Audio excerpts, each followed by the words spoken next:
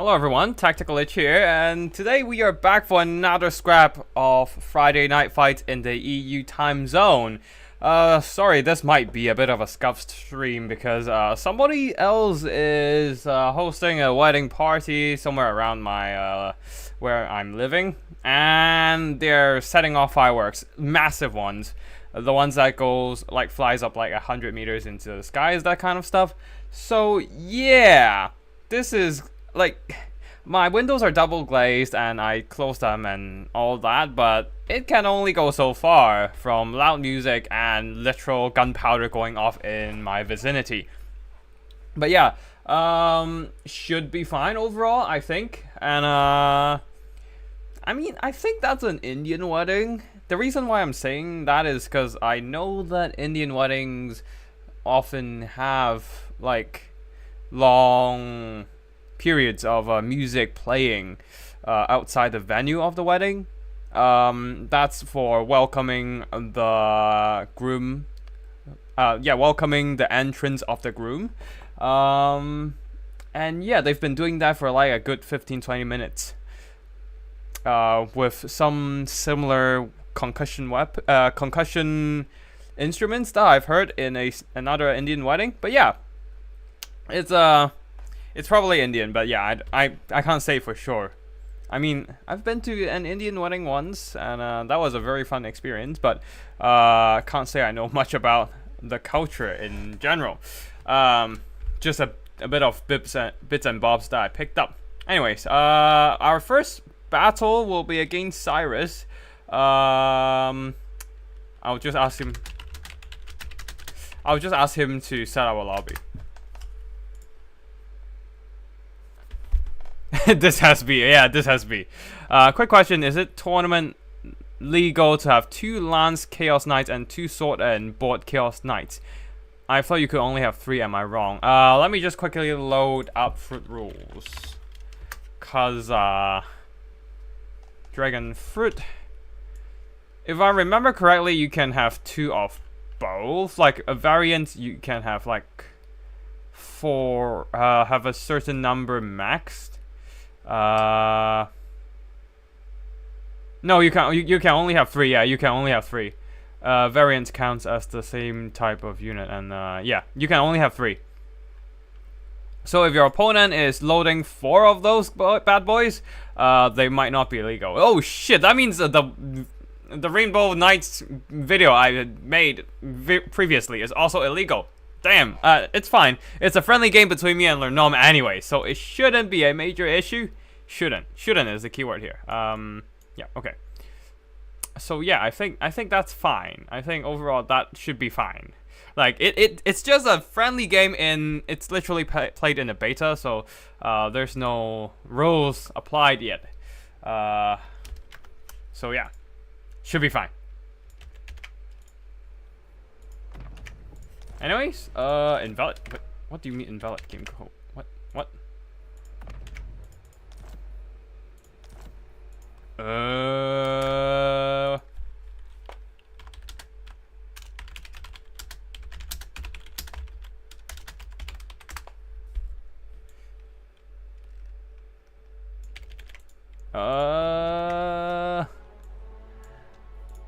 Cyrus? The hell, man? What have you done? Okay, maybe it's this one. I don't know. Just gonna have to try.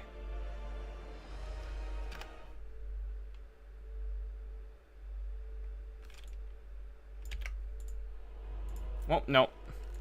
Wrong person. Ah, so it's this one. Okay, cool. Works.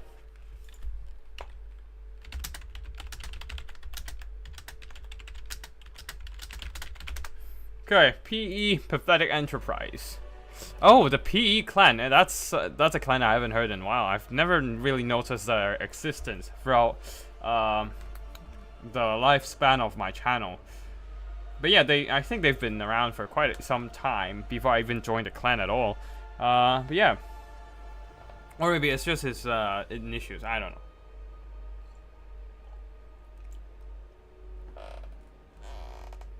Sorry. Just kind of savoring a bit of my whiskey at the back. I actually poured out like the last bit of the whiskey in my bottle, and like, okay, I'm just gonna chill, sip some whiskey and chill. So yeah, there's that. Might have a few seconds of silence just cause I'm drinking, very casually, just saying. Anyways, oh, you can take 3 of each? Wait, hold on a second. Let me just check for rules again. They're not variants, right? Oh yeah, they're not variants. You can take 3 of each. You can take 3 lances and barding and 3 sword and board. Yeah, okay. Yeah, they're not variants. I mixed up the chosen ones who are variants, who are all variants. But yeah. Chaos Knights are not variants of each other. You can bring 3 of each of them. And yeah, okay, cool. Then my Rainbow Knight build is legit. And our opponent is supposed to... Yeah, okay, our opponent picking Norsca, Bretonnian, and Ogres, banning Cathay, Bretonnian, and Ogres. What the hell, man? Mate, you're just banning all 3 meta factions. What the fuck? Should I pick? Should I go Tzeentch? Or should I not? I don't know, should I go Tzeentch? I don't wanna go Tzeentch. I don't wanna go Tzeentch.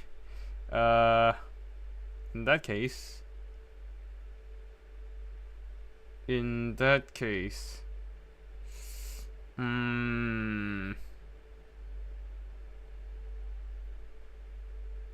This is a long and hard think.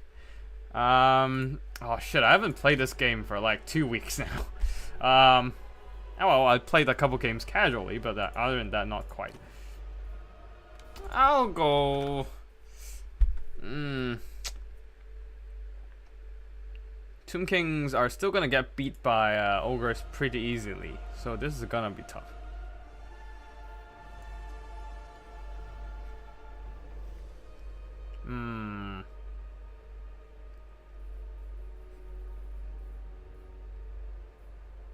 No. Ah, fuck it, let's go.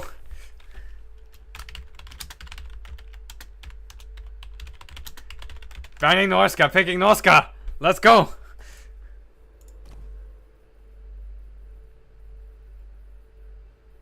It's all or nothing, baby. Wait, why are you not changing? Yep, there we go.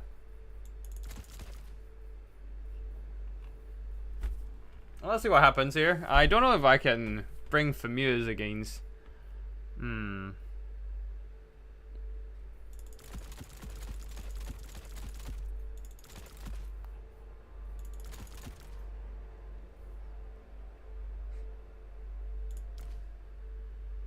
Boat or not to boat? To boat or not to boat? That is the question. But I do think I need some... Lore of Death might be a good choice. No. Lore of Metal, Searing Doom, Plague of Rust, and maybe Final Transmutation. Maybe. I do need all of these other stuff. I don't think I can hold back. Yeah, I'll just bring some Skin Wolves. Don't bother with the armored version because they are not gonna do shit. Yeah, the armor not gonna do much. Garlic boys. Garlic boys?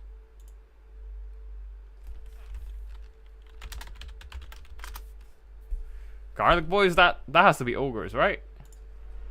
Okay, cool. Ogres, then it's a different equation here.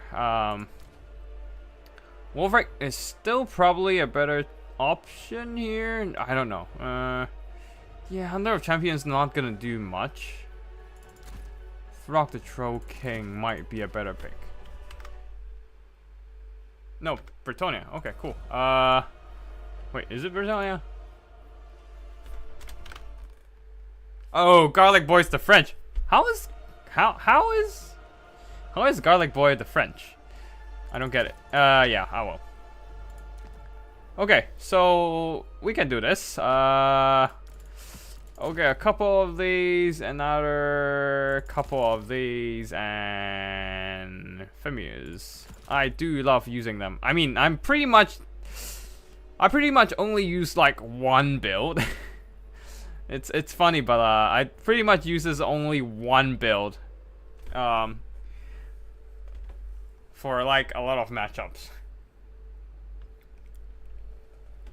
Because I don't actually spend that much time into like practicing different builds and all.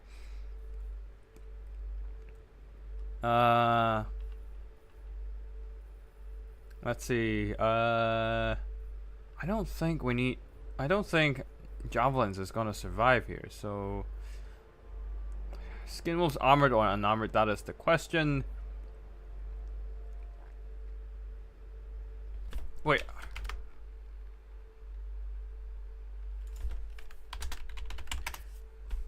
Are Grell Knights still super weapons now, or are they nerfed and adjusted in terms of the fruit rolls and all that? Let me see.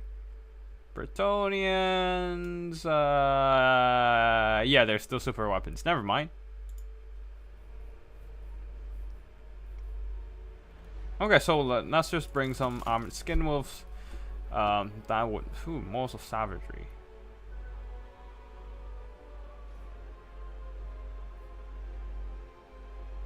What else? Vanguard deployment. I don't really need that. Yeah, I'll just bring a couple of these. And yeah, not much left here. Oof, I don't have enough money for this. Let's just get another. Okay, I'll do this and Ice Wolves. That. Ah, no money. Just I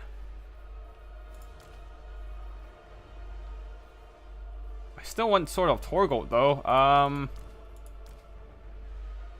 I don't want Chariot with me. Whatever. Do that. Get ourselves a final transmutation. And let's just get another Ice Wolf and call it a day. Yeah, that will do. Not sure how good this is gonna be. Probably we're gonna get face steamrolled, but let's see what happens. Ready when you are.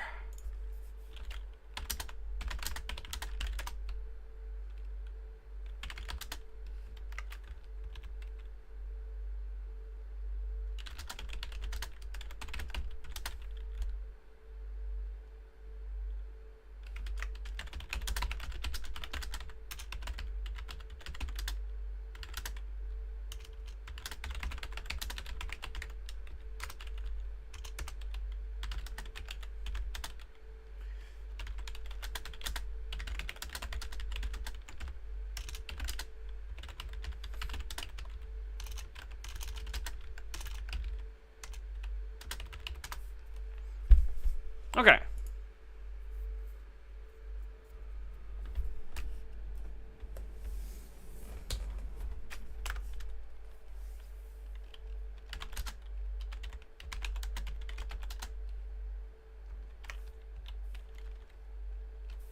Alright, we are going in. I hope I didn't break any unit caps or anything, but we are going with our familiar build, and we do not have any javelins. So that means we need to really break through enemy front line hard with our mobility, monstrosities, and all that. Don't know how that's gonna go. It might not be pretty, but yeah, it's the stomping ground, so it's gonna be it's not the biggest map for kiting, so no, it's still quite spacious, but yeah, I don't know. Haven't played on this map for ages. Ice Wolf Chariots have range attacks. How much do they help? They have armor piercing, actually. It's like okay damage, but not like great. It's not like the greatest.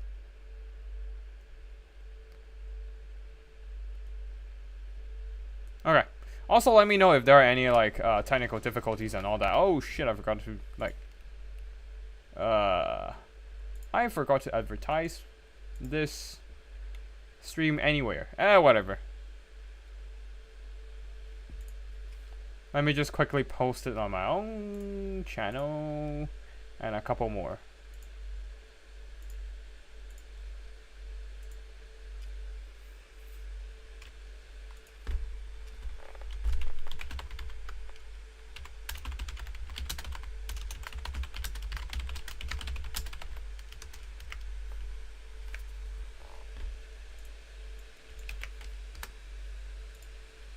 Okay, and then human boys chat. Oh shit. Community videos and ODM. Let me do that. Yeah, there we go. There we go. That should be fun. The major ones that I'm active in, anyways. Okay, cool. So the whole idea is pretty simple. We rush. Unless they are going for Borderloo, I don't see anything that can threaten my front line with a wind spell or anything. So we can go tight. I mean, I'll break their Borderloo specifically. No one else threatens my front line that much anyways. So yeah. We don't have that many units. Quite a narrow core if anything, but we do have a Wolfric. I don't know if Wolfric is the right call, or maybe I should have gone for Frog, but we shall see. Some wolves, and yeah, there we go.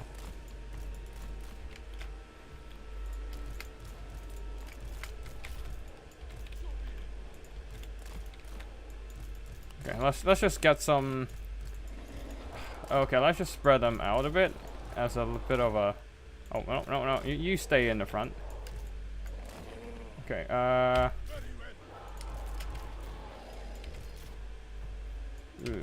okay,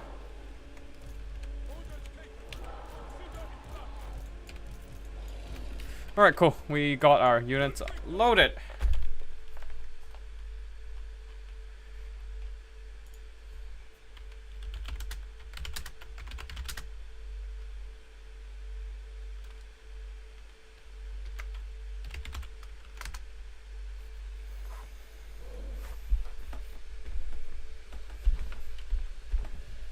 Okay.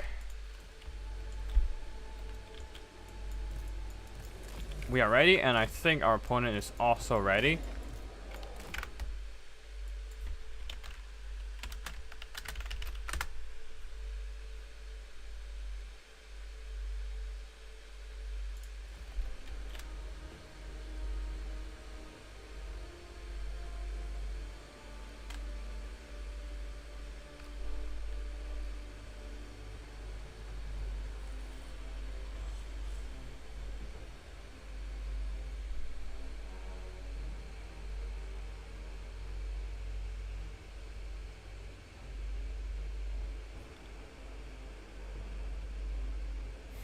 Phoenix King okay damage. Yeah, no, like the Ice Wolf Chariots doesn't really do much damage in range. They just have AP, but yeah, okay. Let's see if Cyrus is ready yet. I think he's ready like a couple minutes ago, so I assume they're ready.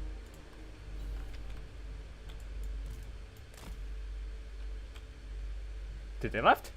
Oh well, I'll just wait for them to come back once the battle starts. It's not like we're gonna take 20 minutes to play this game anyways.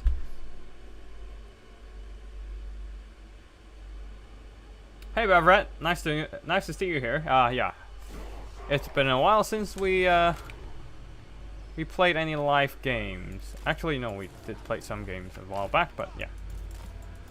It was like 2 weeks ago. We are going. Oh god, I hate this impossible terrain now. Alright, we get around. Let's see what they have here. Defenders of Fleur de Lave, Knights of the Realm, questing Knights of the Realm, and a single Grail Knight. So the idea is just to bust through their front line and see what happens. They do have Battle Pilgrims, so we do have to be careful. They can hold quite well. Anyways, let's just send our characters into the forest and keep our mobility close. The whole idea is to punch through their front line and wreck them and push their back line. The Man-at-Arms with polearms might be an issue, so Searing Dooms will have to be readied. And of course there will be Grail Knights coming in to countercharge. So yeah, I hope the stream is doing alright with the bitrate and all that. Yeah, it seems fine. Cool. Oh wow, okay. Wait, I thought you were hiding behind a tree. Like, just stand behind a tree, please. And we can start pushing.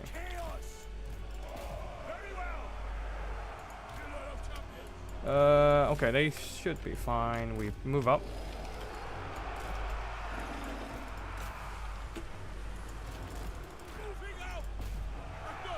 Alright, let's just get a boat down.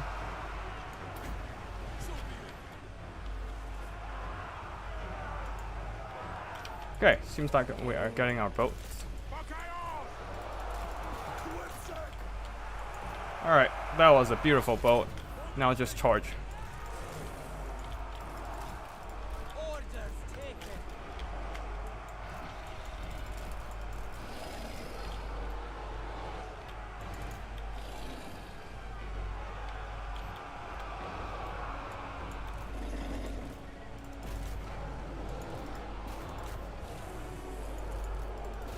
Okay, now we just get that on to these guys.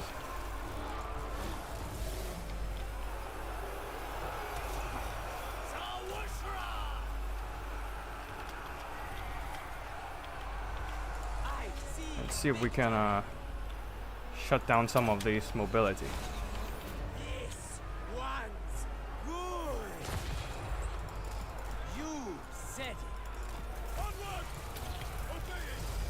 Okay, we're doing some good damage. The problem is the back line here. It's kind of crumbling.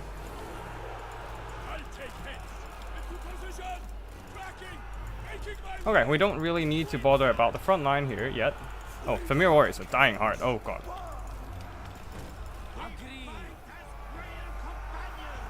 Knights of the Realm are fighting, but the questing knights are almost dead. We can...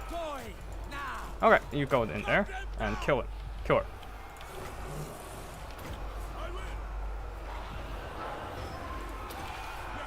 But that's a foot character. Damn! It's a foot character. Now we have a problem. Oh well, never mind.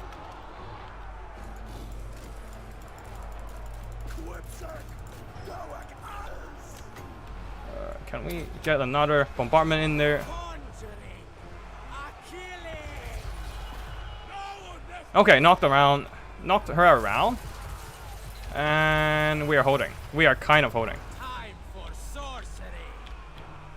Oh god, Girl Knights are here, and okay, let's just try to move back a bit. Oh no! Oh no! He's trapped. Can we do this? Get a boat out. This is my only chance of saving Wolfric. Okay. Our hounds are beating back everything else, and that is fine for us. The problem is Wolfric is getting slaughtered. Oh god.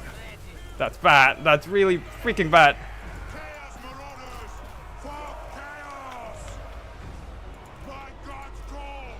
Okay, you hold that there, and there's nothing else to help.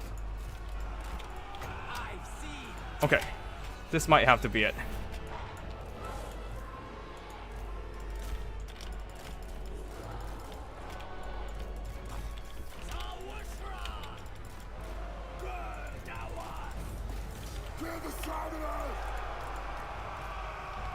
Okay, let's see how much the Searing Doom can do, but we need to get rid of these Grail Knights. Okay, that's fine, that's fine. We just need to force them back, and then we can pull Wolfric out of there. Alright, you guys kind of go pile on to that guy. You guys keep chasing, come back, and...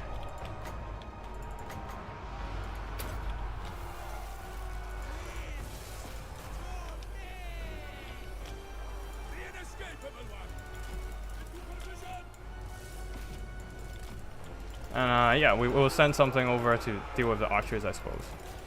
We still have one archer to handle, and that's not great. Do we have anything to get onto these guys? Yep, we do. It's something. Yeah, this guy is standing back. Like, he can't fight.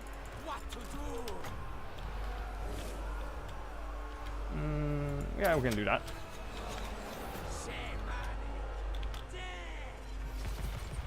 Now we just need to shut that down. Beast of Tasha is all the way there.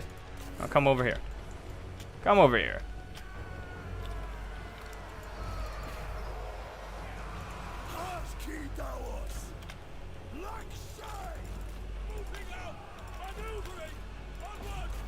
Okay, fight those Knights of the Realm. We need more reinforcements over here. And Beast of Tashna, just come on. We need your help. Oh, these guys are still like almost full health. Nice. Though I'm kind of running thin on everything else. Yeah, you can stay back. Okay. There. We try to circle around. Okay, you guys can pull out of that fight. We don't need to fight that. Just get the hounds there. As soon as the hounds gets there, we should be able to turn this fight around just fine and dominate the field. The problem is getting them over there.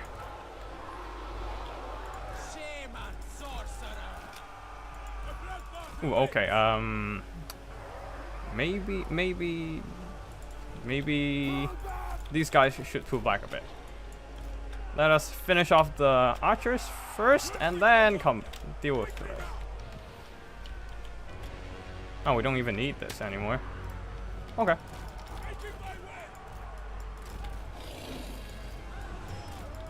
Okay, cool. You guys go there. You guys go there. And we get some boost.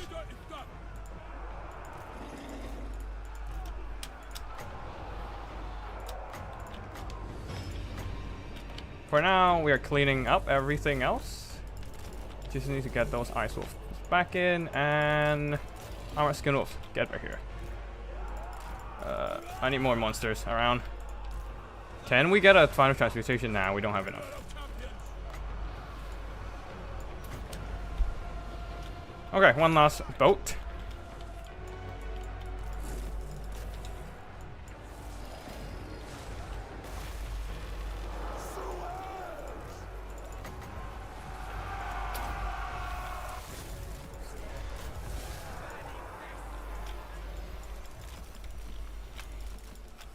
Okay, our last bit on finishing off the Grey Knights. A massive Plague of Rust, hopefully lowering their armor down to a point that they cannot sustain them in melee combat.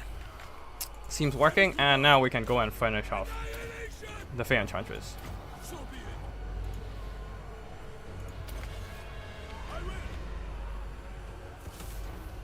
Like, there's one healthy unit here, but it's a Grail Reliquary.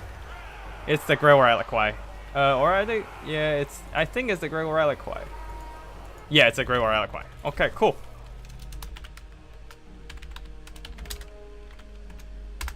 Alright, GG.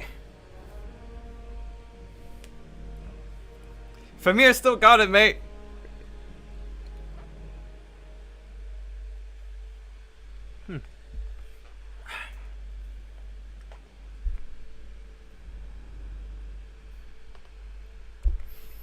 GG. I mean, I can't really say there's any issues with this build of the Bretonnians.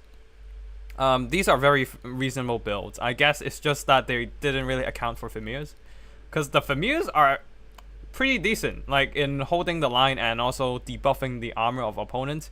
And allowing the Skin Wolves to do a bit more damage. Plus, oh wow, the Marauder Champions as well. The elite heavy infantry of the Norskins. And they have been holding the line, grinding through peasants and knights alike. And in terms of mobility, at the beginning there, the knights did pile onto some of my hounds and kind of wrecked one of my Norscan Ice Wolves. But after that, the initial engagement-wise, the Skin Wolves combo plus the Ice Wolves were able to just finish off one flank of mobility. Stirring Doom and Plague of Rust are quite nice against the questing knights. And once they finished off one flank, they were able to converge onto the other and grind through the Grail Cavalry. Although they did do a lot of damage, beating down Wolfric the Wanderer.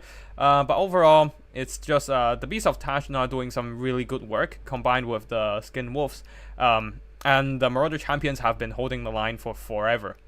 Man, I do love these guys. They are a solid unit. And yeah, Wolfric beating down the Fey Enchantress multiple times. Unfortunately, she has heals, so can't really snipe her out fast. Oh, good to see they fix foot jank. Oh, actually I've taken the cat fight. But good to see they fix foot jank. Yeah. The cat fight by cat fight, do you mean the cat fight at the beginning of the battle? Because I did think you took pretty much every cat fight. Oh, shouldn't have taken that cat fight. Yeah, that cat fight at the beginning might have been a mistake. Oh yeah, in my rear, yeah.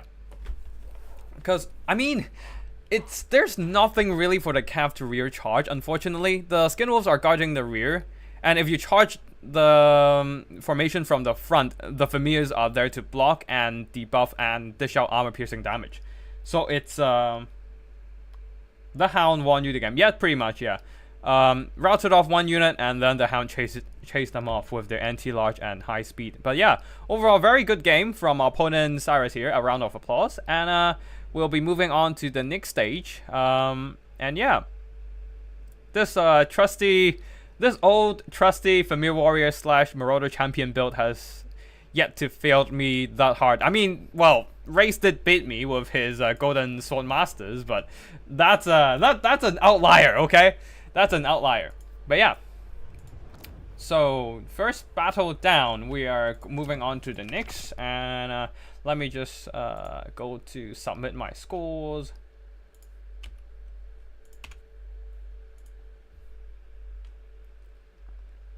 And we're fighting Nameless Order.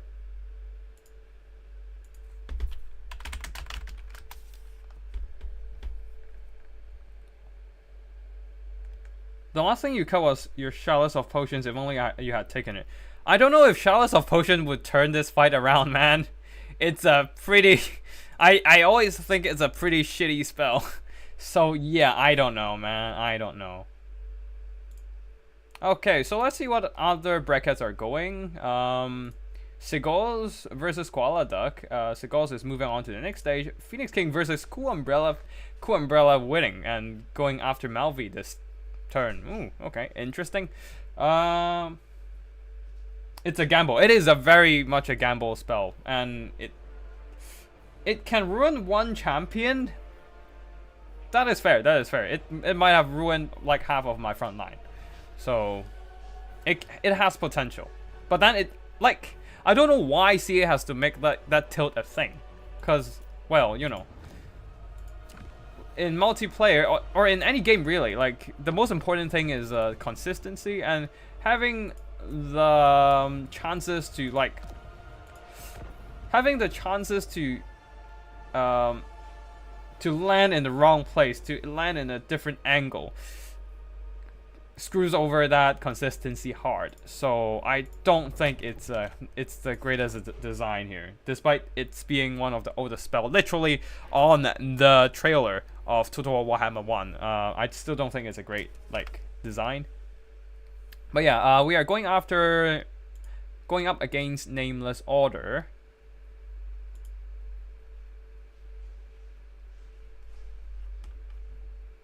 So yeah, let me just chase people after their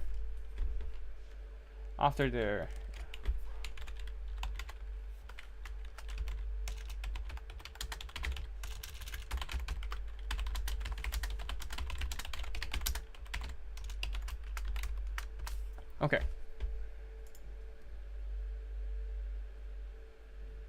Okay, just chasing after people after their replay files so that I can show everything. But yeah, I mean, if you don't send it, it's fine. We just don't show your brilliant plays. That's it. But yeah, Nameless Order, we're facing off Warriors of Chaos, Bretonnian, and Grand Cathay banning Tzeentch, Ogre Kingdoms, and Grand Cathay. Huh. Interesting. I want to play Wood Elves, but none of these builds are... Yeah, none of these builds... Like, none of these armies are weak against Wood Elves. I'm just gonna get wrecked.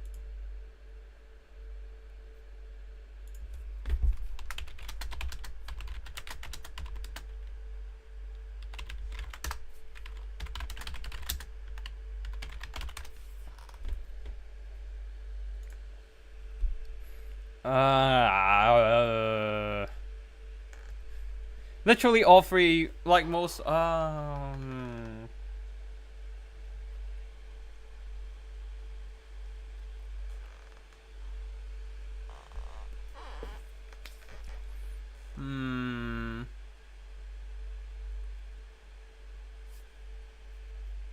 don't.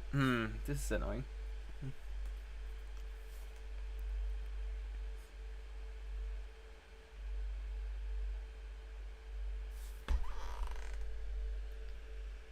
Warriors of Chaos, Bretonnian, Grand Cathay. What can I play now? There are factions that I haven't played in the longest of time, and I'm not confident to play them at all. I do want to say that I don't want to play against Grand Cathay. I want to play Grand Cathay. Let me play Grand Cathay, please. Oh man.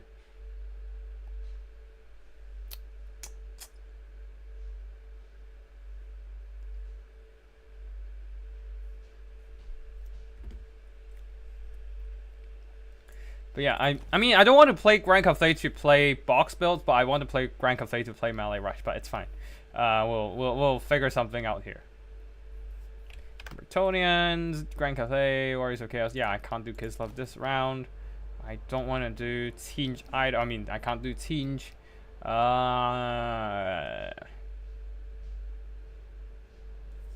Let's just ban Grand Cathay and play something.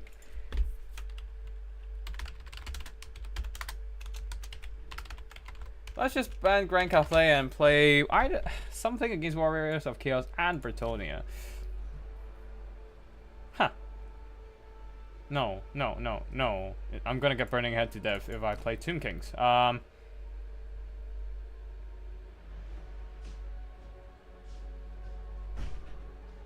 have an idea.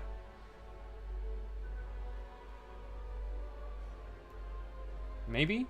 Just maybe? Alright, let's go! Beastmen!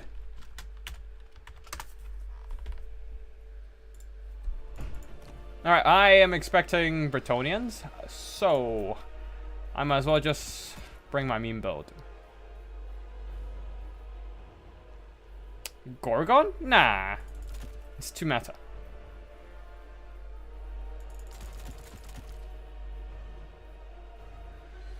And let's just get some minor tools with great weapons.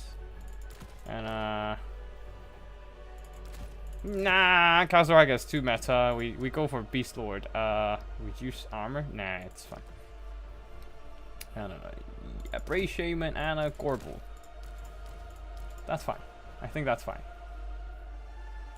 We don't need that. Lord of the Wild. I think we need shadows for this. Oh, Warriors of Chaos. Sure. That's fine. We can handle that. Hopefully. In that case, I will bring Traderkin. And Mantle of Gork. Nobody ever uses that, but hey. I like playing with that. But other than that,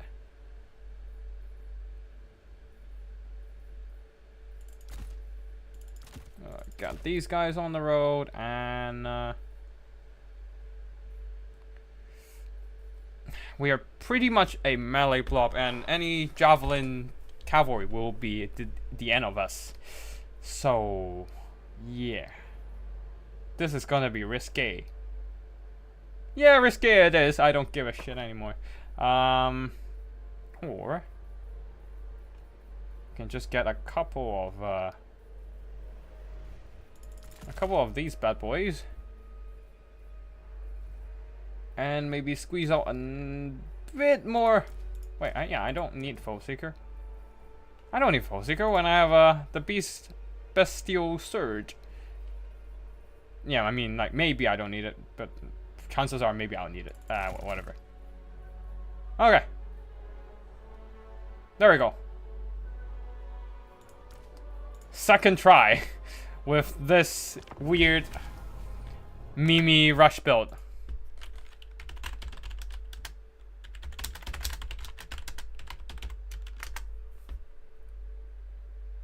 I used to use 3 besticles and 4 dual weapons gores for the frontline busting.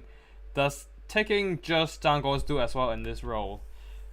Depends on the infantry you're fighting against, but against Bretonnians, I think Zangors alone are good enough. Because besticles aren't that great. Their melee stats are kind of pathetic if we look at them. 35 attack. Zangors has 40. Like, okay, you can't see much here. But, yeah, wait, no. They do have 40 melee attack. But the thing is that the two-handed weapons have a slower attack interval. So the Zangors are attacking more often and do a little bit more damage overall. Yeah, so plus like you're bringing a much cheaper infantry Zangors. They have Tzeentch shield, they have good enough melee stats, they have the shields, silver shields even. They are good at like 80 armor, which is like 15 less than Besticle Hurt. So like you're essentially getting an equally good or if not better infantry with Zangors.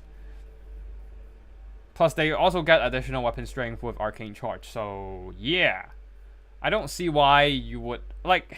I don't think beastmen really need Besticle Hurt in most situations. Like, what do you need for Besticle Hurts? Dealing with armored infantry, you have much better armored anti-armor units. Even Razor Gores would be a better option with the armor-piercing rear charges. So yeah, like, I don't see the point of using Besticle Hurts in most scenarios. I mean, that's only my own opinion. It doesn't represent the entire meta or the consensus of the multiplayer community. Just throwing in some disclaimers here, but yeah.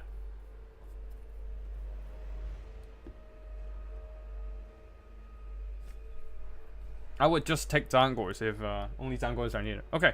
Seems that music of the wedding has died down. I'm just gonna open the windows, but if things go loud again, I'll have to close the windows and like suffer a heat stroke or something.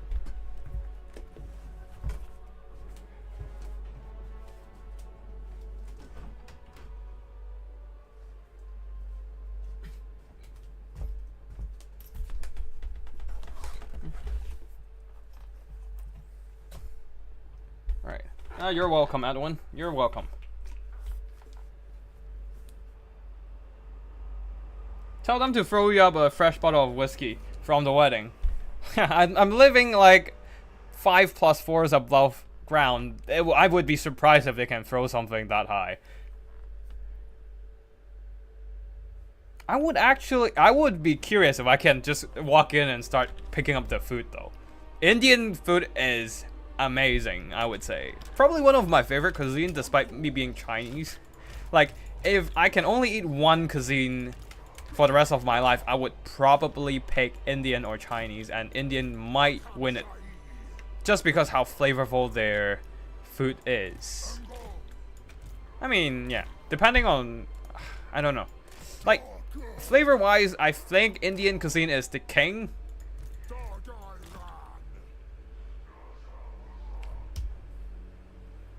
TI food is pretty good too. Sorry. What is TI food? Tea food? I'm sorry, I'm not sure what that means. Anywho. We ready up with a bit of box formation. Because we do have a couple uncles. Oh, Thai food. Thai food is amazing as well. Definitely. It's hard to pick, like, to choose what one cuisine. I mean, like, if I can only eat one cuisine, I probably still go for Chinese, actually, when I think about it. Just because I grow up with those flavors and I really like them. But if the second choice is definitely Indian. Thai food is great as well, but I feel like there's no other cuisine that can use spices and mashing the flavors as well as the Indian food in general. Thai, Thai, Thai, yeah. Like, I mean, the one thing that really sold me is, like, sometimes I go to my friend's house, who is an Indian, and their family would be making, like, Indian food, and it is just so good. Like all the spices blended together. And Italian Japanese for you all day. Japanese is great. I'm a massive weeb and all, so like I think. Okay. Yeah, Japanese is great as well. Like, and they are very good at how do I put it? They are very good at highlighting the original flavors of the ingredients themselves, and doesn't really rely on any spices or anything to make the dishes. So like that's why they have such an emphasis on the term umami, right? Oh fuck. This is exactly what I don't want to see. Shit ton of kiting. Well, we'll just have to deal with it.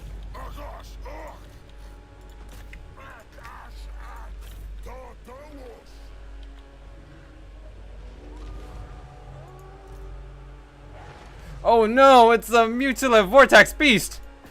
I did not. Oh, I wasn't prepared for. I wasn't mentally prepared for this shit.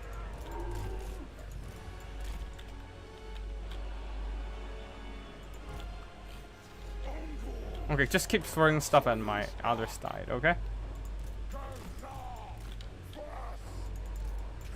I just hope I can tank out all those Javis and stuff. Because right now I have nothing to fight against that.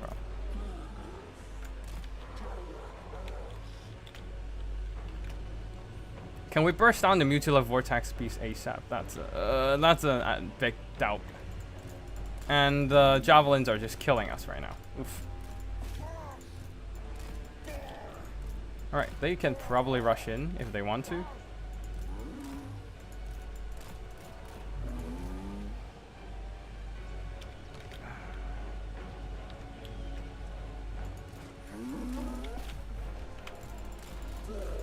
Alright, we retreat a bit. Oh god, no, ow, oof. That hurts. I forgot. Spirit Leech is the thing.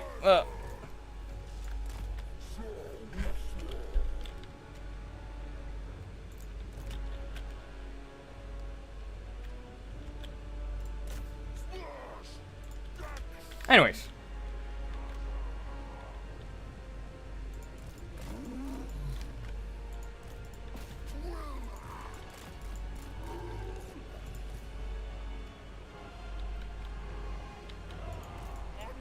Okay, they're charging in.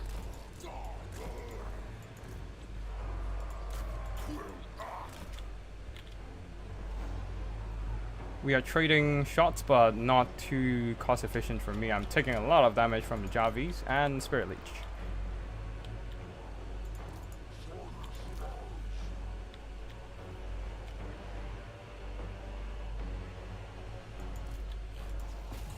Oh shit, oh shit, oh shit, oh shit.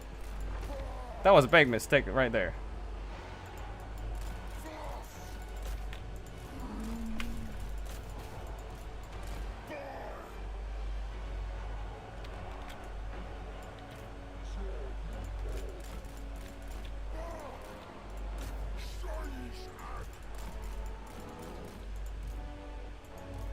And these are our Minotaurs. That is fine. They can heal back up as long as they don't die.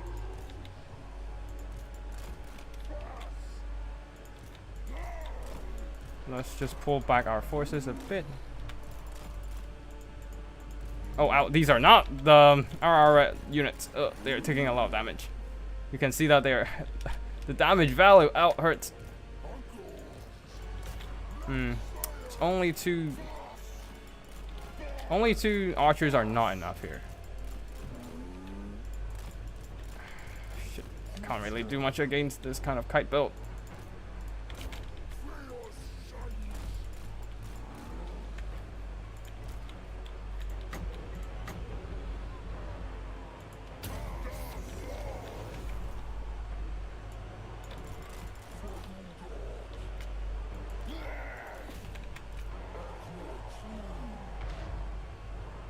Okay, hit those. We return.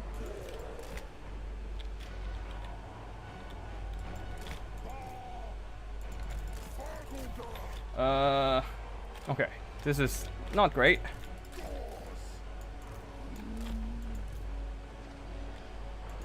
Yeah, spirit leeches are hurting.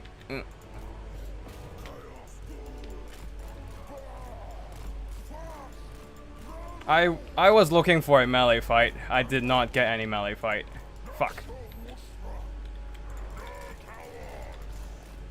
I do have enough spells for a few more. Okay. They got a little too close and are now hitting shots, so that's fine for now. We dodge. No, no, ow. They just eat everything.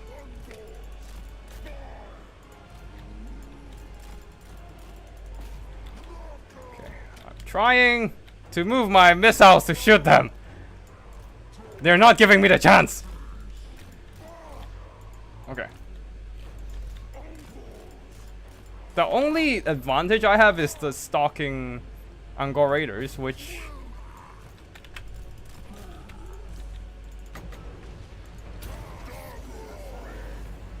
Can we get the spell out? Okay, and miscast damage. Shit. And we're soon out of magic.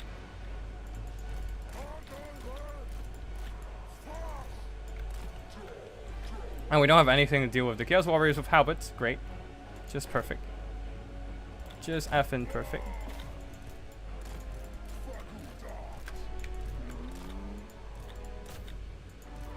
Oh, I thought they were just gonna come in and roll them down.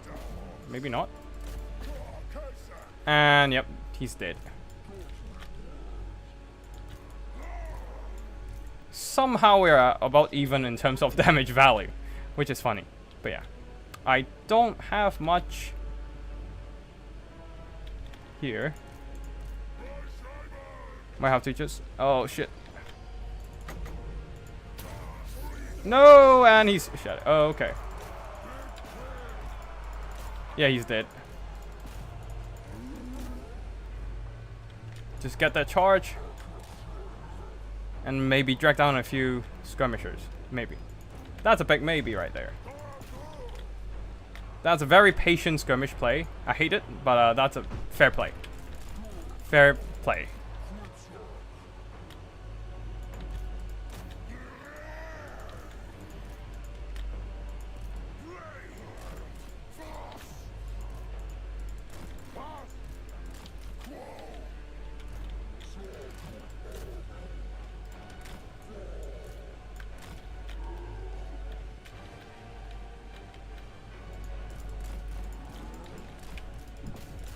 Okay, we can't really catch them, so we just have to push up. Our formations are pretty scattered now. He did. No more magic support. Bad things happening right now.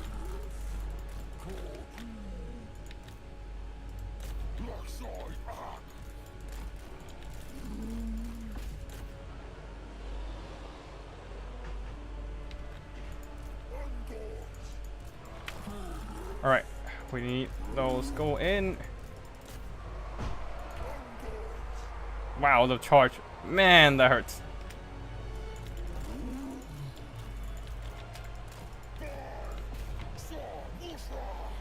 And they ran away, of course.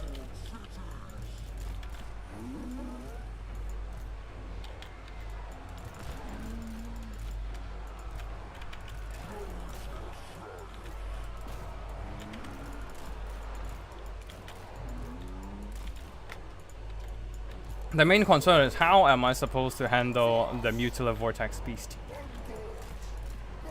I mean, I can probably weather all these skirmish fire. Like, ugh.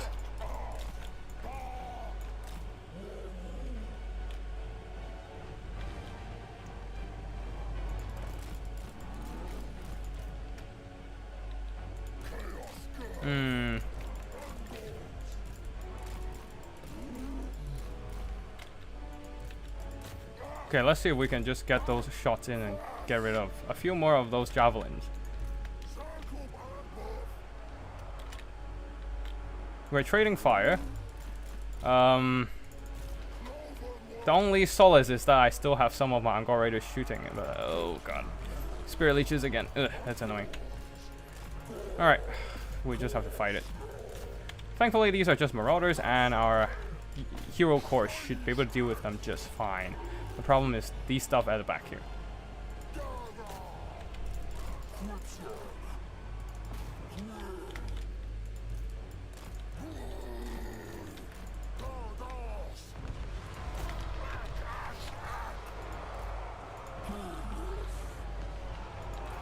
Alright, let's just roll in. And hopefully get rid of all of them at once. Can we get enough shock damage? That's the real question. Huh. Okay. If you want to fight, we fight.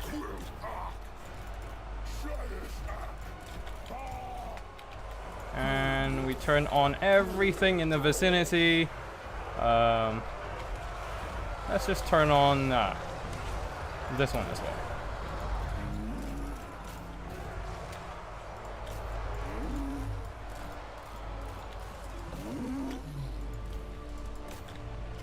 Oh god, this incarnate of beast is just getting slaughtered by all the javelins. Look at the damage on it. Oh god. Yeah, this is doomed. This is pretty doomed. I don't have anything to. Oh god.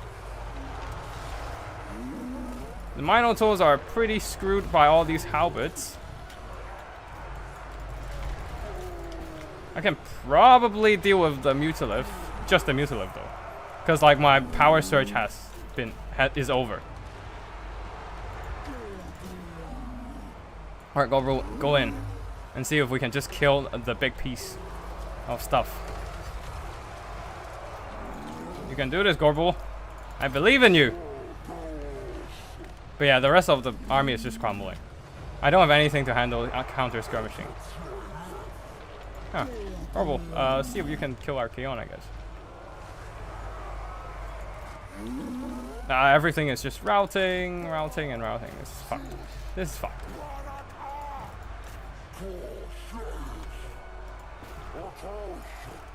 Mute.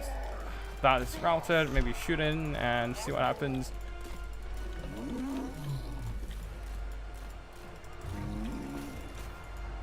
Can we activate something else again?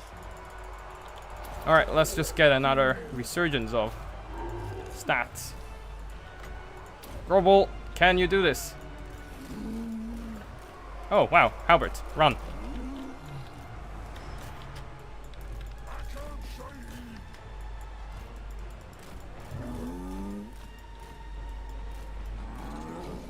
Yeah, my Minotaurs are just dying. Why are you charging that way? I tell you, charge in there. Ah, oh, god damn it. They tried their best. I can only say that much. They tried their best. The Mutilev Vortex piece is back in. Ouch.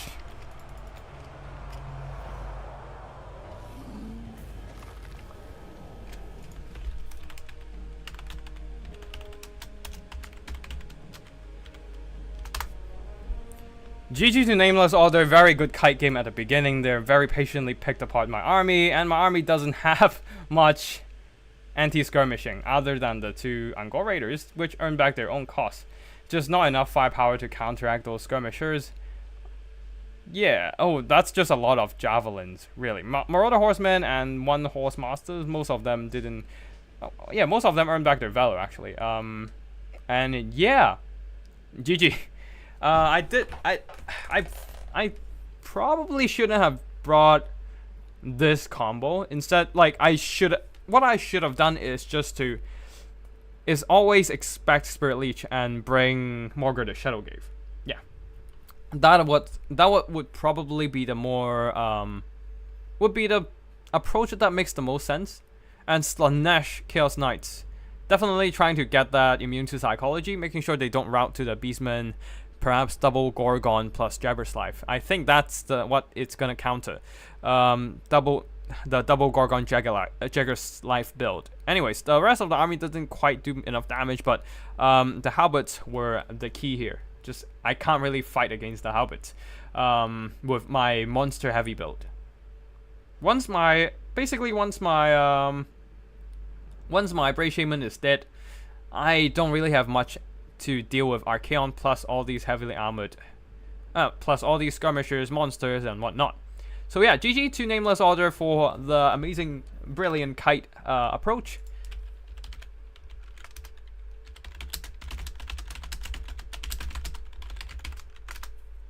Do Cygor style counter kite cav armies? I don't know if Cygor's even good. they just don't hit anything.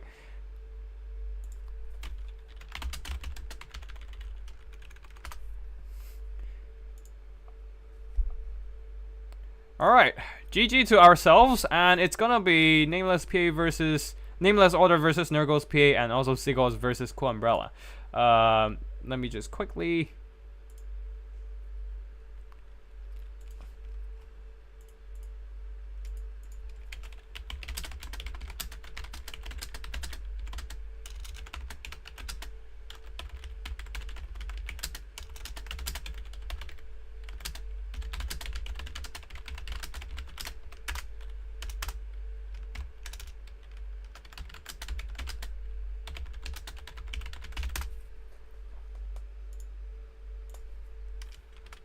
Okay, let me just Nameless Order and Nurgle PA.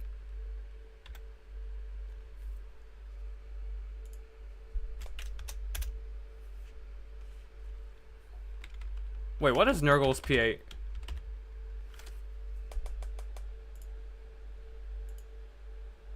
What is Nurgle's PA's Discord name? I don't get it.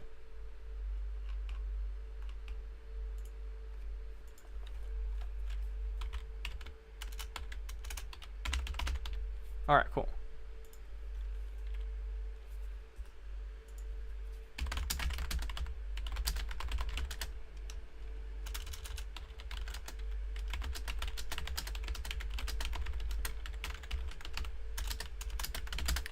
And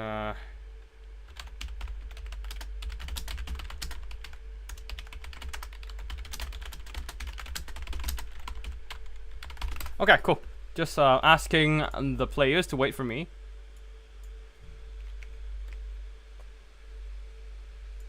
Oh, okay.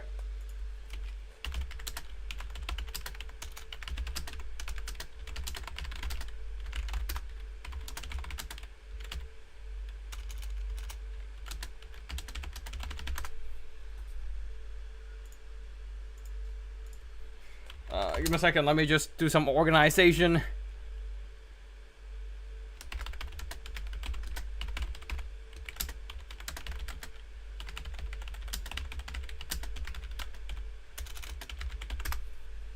Okay, so basically Seagulls wants a 10-minute break. Who will be after before fighting Cool Umbrella? So I'll be casting Nurgle's PAs and a Nameless Order first.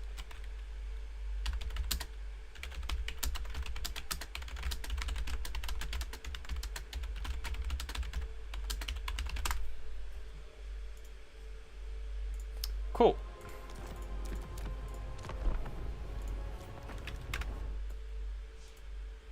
And before that, we just gotta have our army blocker up.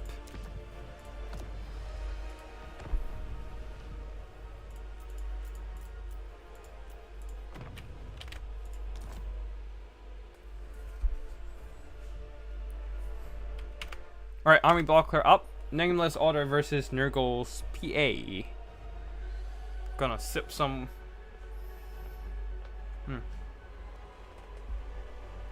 Gonna sip some whiskey first.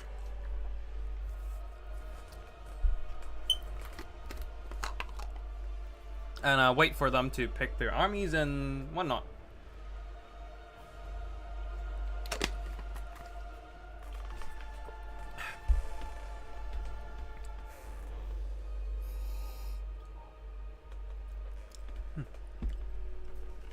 Okay.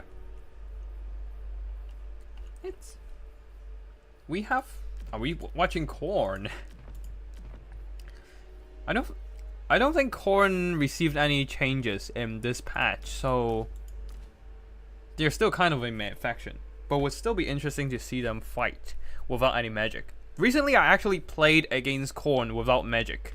Like, I was playing as a Wood Elves. I actually am planning to cast that game, but basically I was playing against Corn with Wood Elves. I forgot to bring magics, and I brought a melee army, so It was a pretty fun battle, but also very quick. So, yeah, it will be a short video to cast.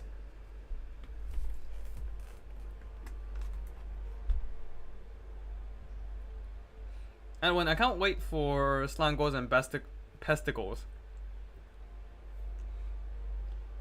I hope they're non-standard for Monogod theme.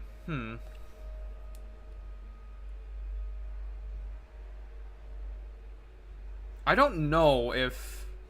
I don't think Pesticle or Slango is gonna be anything too special here. Ah, of course it's Dark Elves.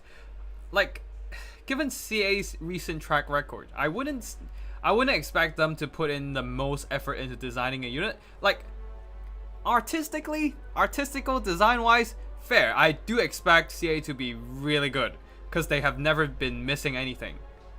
I've never seen them miss in the recent games. I mean, recent releases.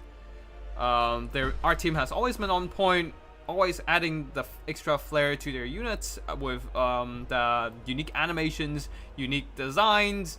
The only thing that might be a slight miss might just be the Champions of Chaos DLC, where they just kind of reskinned a lot of the Chaos units and not giving them entirely unique designs. But I do think that it's good enough, honestly. Like, who the hell even...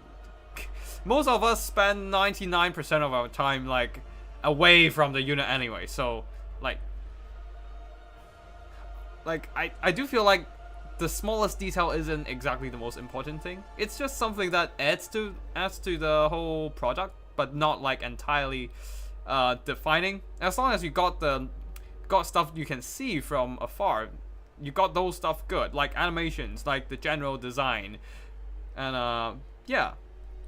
That is honestly good enough for me, I would say. I mean, like, of course, for the cinematic purposes, you still want like a unit with like an intricate design or whatnot. But yeah, overall, I do think that CA's art team has not been missing at all throughout the entirety of Total War Warhammer.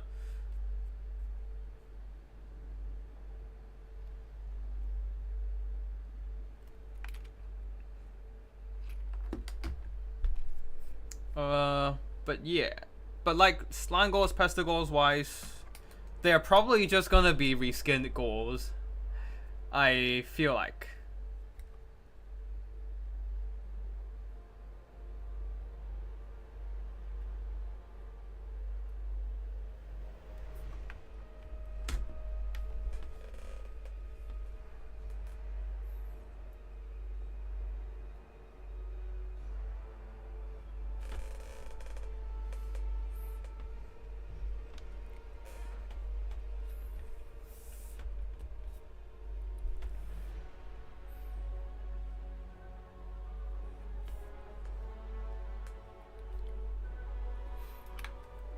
Okay, let's see what they're doing.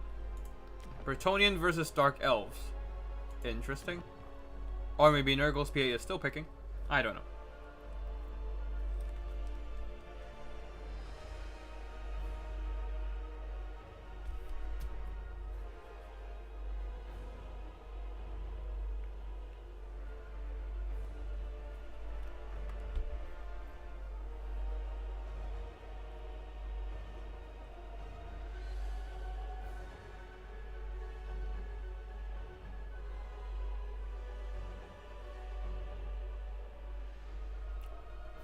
Okay. Nurgle PA going Norsca against the Dark Elves. Interesting. That's definitely something I wouldn't exactly expect. But yeah. Let's see what happens with this one.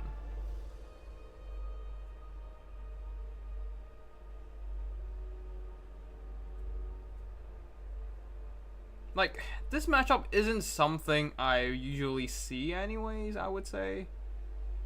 Like, have I ever seen that much Norscan versus Bretonnia? Okay, never mind. Wait. Is this gonna be the same thing again? I hope not. It would be weird to see my build being used twice. But yeah, we shall see what happens here. You can never tell, honestly.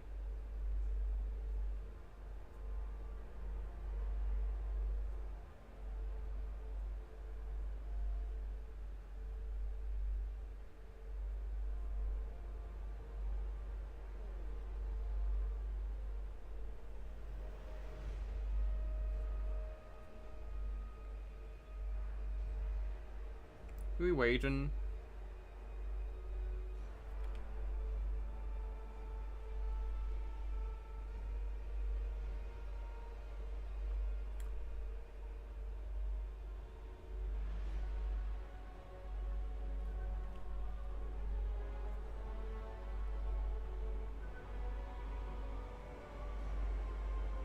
Sigos, hello! Welcome back. We are going after Nameless Orders and Nurgle PA's game first. Looking forward to your game after your break. But yeah. Hanksara's triple cannon would counter it. Cygor shots could be dodged. Basically.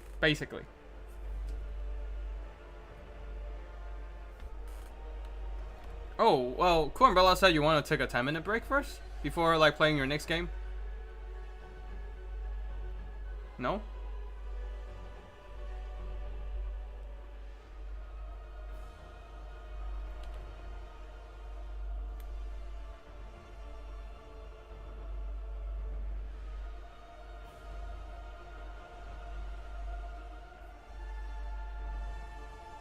Oh, okay. Nameless Order picking Warriors of Chaos, Bretonnia, and Grand Cathay banning Tzeentch, Ogre Kingdoms, and Grand Cathay. Yeah, Norsca would be a decent enough count. Wait, that's literally the same pick from... Okay. Maybe I should have went Norskins, but I don't know. Maybe he have seen my game earlier, so would counter my stuff. So, yeah, we'll see.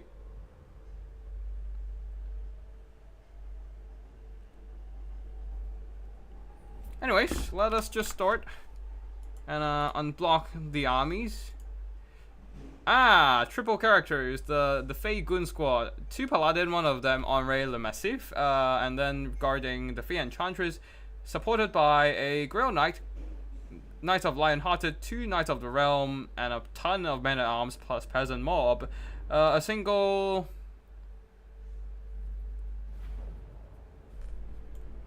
Wait.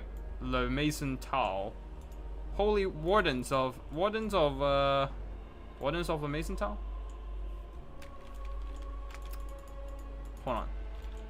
Stop moving the units around. I need to... Yeah, Holy Wardens of the Mason Tau. Supported by a ton of men-at-arms with swords. And a ton of peasant mobs, a couple archers, and... Yeah, that's about it for the Bretonnian army. For the Norskins, we have a front line of Marauders, backed up by a couple Javelins, and a ton of Skin Wolves. The regular version, not the armored ones. And then we have the Beasts of Tarshnar, and a couple Marauder Champions at the back, as they are very good at grinding through peasant mobs, and even withstanding the might of Bretonnian cavalry. For the leadership, we have Wolfric the Wanderer, supported by Shaman Sorcerer of Metal, coming in with only Searing Doom and Plague of Rust. That's it. Oh wait, no, there's still some more mobility in the form of Norscan Ice Wolves. And yeah, that is it for army builds. Now let's just wait for the battle to commence.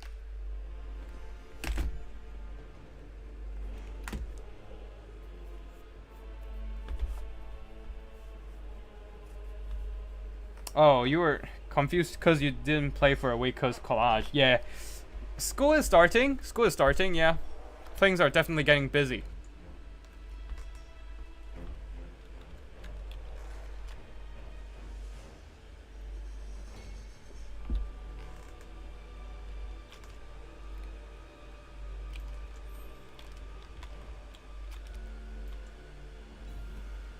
Alright, we have one person readying. We just need... Oh, and we go. There's not much to say really here. Norskins are definitely rushing forward. They do have to be careful with their javelins though. They don't want to get too close because the peasant bows with their fire arrows. The fire arrows doesn't really do much against the Marauder hunters, but the archers themselves can still do some pretty good damage against the Marauder Hunters for their low armor. The champions though can tank missiles, not so much for the hunters. But anyways, on the flanks there, Fey Enchantress is just YOLOing out to the flank. Actually, we'll be retreating as the Beasts of Tashnar are nearby, pulling out some of these Knights of the Realm to maybe push back the Skin Wolves and the rest of the Norscan mobility. Wolfric, he himself does not want to get tangled up in a bunch of anti-large cavalry. So yeah, that's gonna be it for them. However, the Marauders will be pushing. They should be able to make short work of all these peasant mobs, especially once they charge up their rage ability, adding those melee attacks and physical resistance, though it does take some time for them in melee to get those charged up. On the side there, the mobility, all these Knights of the Realm are pushing forth, but they do have to be careful because the back lines are quite exposed. Nothing really close enough to guard against Norscan mobility. If there's a Beast of Tashnar or Ice Wolf sneaking into the back lines, pretty much they can wipe out the archer lines if they can also lure out the Knights of the Realm, that is. Anyway, Searing Doom dropping at the back there, but mostly dodged by the Bretonnians. Some of the Grail Knights took a bit of damage, but nothing too substantial. Maybe taking out like a model, but that's about it. While the Skin Wolves are being dragged out of position, nothing is protecting all these Marauder Hunters, although the Bretonnian cavalry are heavily blobbing, so they are not exactly in the position to move in and run them down. Marauders in the front line are running through the Spearmen at Arms and all the peasant mobs. Some of the Beasts of Tashnar are even getting through the back line and jumping on top of the Knight Errant, who got hit by a Plague of Rust, not overcast. So they will get drained. They got hit in terms of their armor, so but unfortunately the charge bonus is still enough for them to just roll through the Beast of Tashnar. At the back there, Skin Wolves are holding, but are not doing too hot here. There are some javelins supporting, but the combination of double Knights of the Realm and the character goon squads are just a bit too much for them, especially the Knights of the Realm has massive charge bonus, anti-large, which are great against the Skin Wolves, who does not have any armor. I mean, 15, it might as well just treat them as not armored at all. At the back there, Marauders and more Skin Wolves are flooding into the backline, trying to compromise the peasant bows, but right here, it is where more Knights of the Realms are pouring in, and the Knights of the Lionhearted are also here standing by using their magic attacks to bypass the Skin Wolves' physical resistance.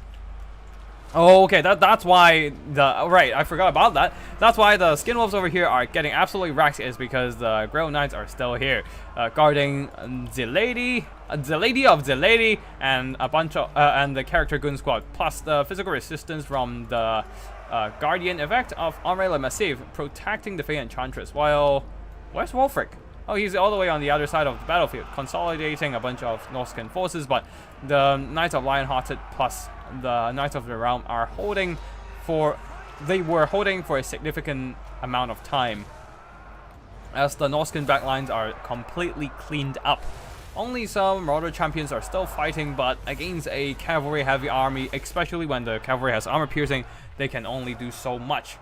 Yeah, I would say double Famir plus double Marauder champion bunker busting through the Bretonnian front line is still the way to go for me. Yeah.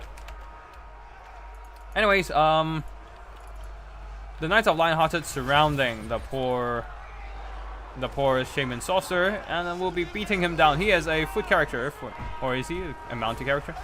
Oh no, he's mounted. So yeah, he is getting hit by some anti-large attacks. And so far the Grail Knights not really taking much damage. Searing Doom is pretty much the only thing that can directly damage it. Perhaps the combination of Plague of Rust plus the anti-large attacks of Skin Wolves can also do some good damage against the Grail Knights, but right now the Skin Wolves are in no shape of challenging the most elite of the Bretonnian cavalry, the chosen of the Lady. They're pretty much the chosen, receiving their god's blessing and turning into like meta-humans. So yeah, they're pretty much chosen of the Lady. Anyway, Skin Wolves over here are getting a bit out of position and will be flooded by a ton of Bretonnian cavalry, Knights of the Realm, Knights of Lionhearted, and Grail Knights. All jumping onto this tattered unit of Skin Wolves. They still have 12 models, but not for long. Now quickly dropping as their HP runs low. Another Searing Doom onto the Men-at-Arms. They should have saved this for the Grey Knight, really. The armor-piercing explosive damage can be really good against cavalry. Even, yeah, 100% armor-piercing. This is very effective against the cavalry, especially each projectile has a decent size explosive radius and can hit multiple unit models at once. Against infantry, it's great for sure, but against cavalry is the real value here. But yeah, anyways, unfortunately, that Searing Doom didn't really do much damage, and now the Grey Knight will be surrounding Wolfric the Wanderer. We've seen from the previous battle how quick Wolfric dropped against a bunch of Grey Knights. So in this fight where he doesn't really have the support of infantry or familiar warriors, he will be routed. Okay, so this is Nameless Order versus Nurgle. Oh, stop! I can't rename the file. Let me just quickly.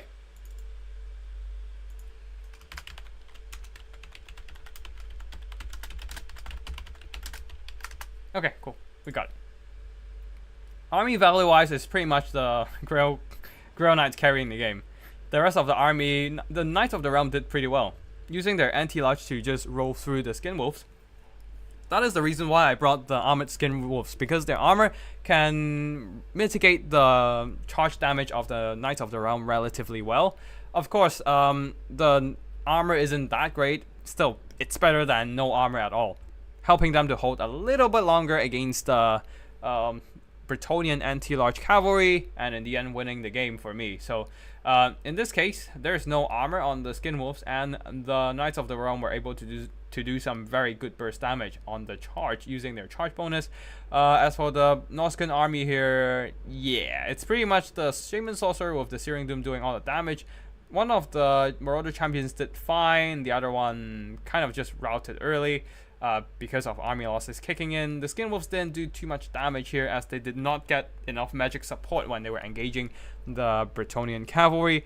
And the Javelins, I would not bring Javelins in this matchup, just because of the Bretonnian archers can outrange them and outrange them and outtrade them very easily. And yeah, that's it for today's this first semifinals.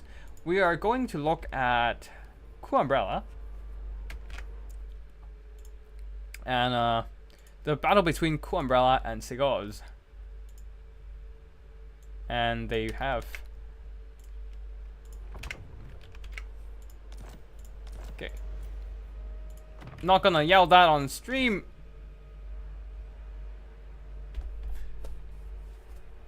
Yeah, you need armored Skin Wolves. The Knights of the Realm are gonna melt them. Yeah, pretty much. So what are some of the Chinese moving drawings are you gonna watch? Wait, Chinese moving drawings? You mean... you mean Chinese cartoons? I'm not sure. I'm actually not... I haven't been watching anime much recently. I think I'm gonna watch Oshinoko, because I've been reading that manga for a long time, and I really like the story. Just that I haven't got the time to do it. Has been loaded up with stuff over the past couple months. Yeah. Just life have been really busy, and especially recently I need to move, so I'm just I've been flat hunting and also organizing my move, just because of that. Hopefully I'll move to somewhere with decent internet. Haven't tested it myself. Oh wow, Kislev versus Dark Elves. But yeah, haven't quite tested the internet at my new place myself, but I just hope that it is good enough. Are you hyped for Spy Family Season 2? I even got Rat Boy to watch that. Hot take, I'm not that fussed about watching Spy Family. Like, it's a solid story, but the problem is it takes too long between each chapter to release in terms of the manga. And I would say... Yeah. Wait, what is the... Wait, what is the studio of Spy Family again? Give me a second. Like, anyways, they are very good arcs in the story, but the problem is that they're also like downtime, and it's often like months of downtime, because the story is like a monthly issue or a bi-weekly issue, and like there's a lot of downtime between, in terms of real life downtime between each exciting story arc, and I'm just like, oh, it's so long. I'm just gonna save up the whole story and just watch it in one go or read it in one go or something.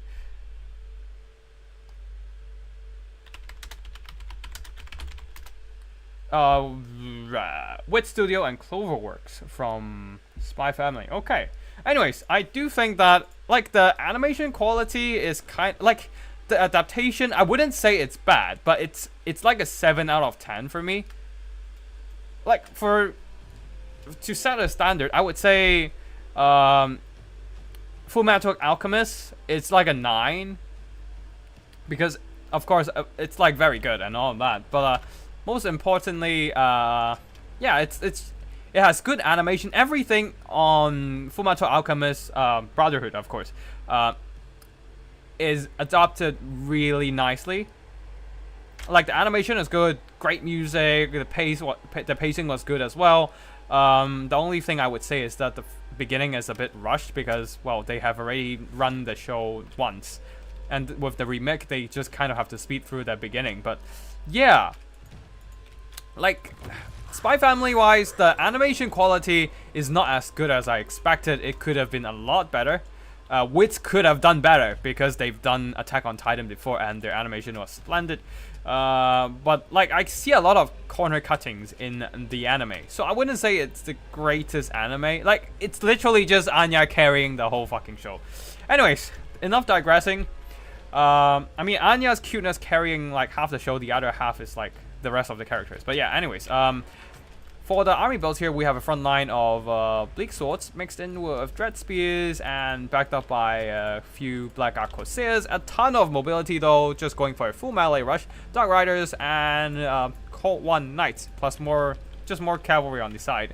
As for the Kislevites, they are not kiting this time. I suppose Cool Umbrella or Grandfather Girthquake is expecting a Norscan kite. Kislev kite, but no, it's not.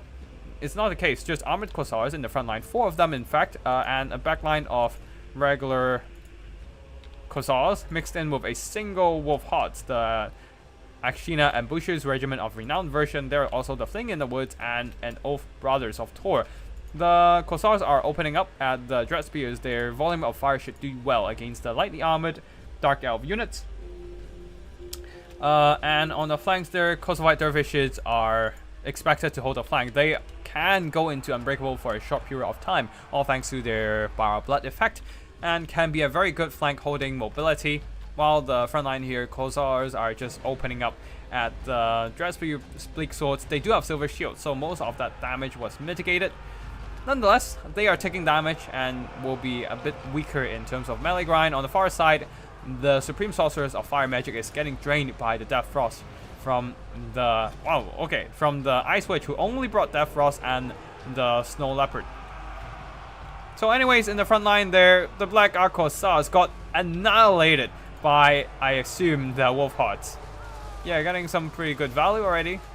Alongside, oh, actually there are 2 units of Akshina and Bushers, and they just annihilated these Black Ark Corsairs.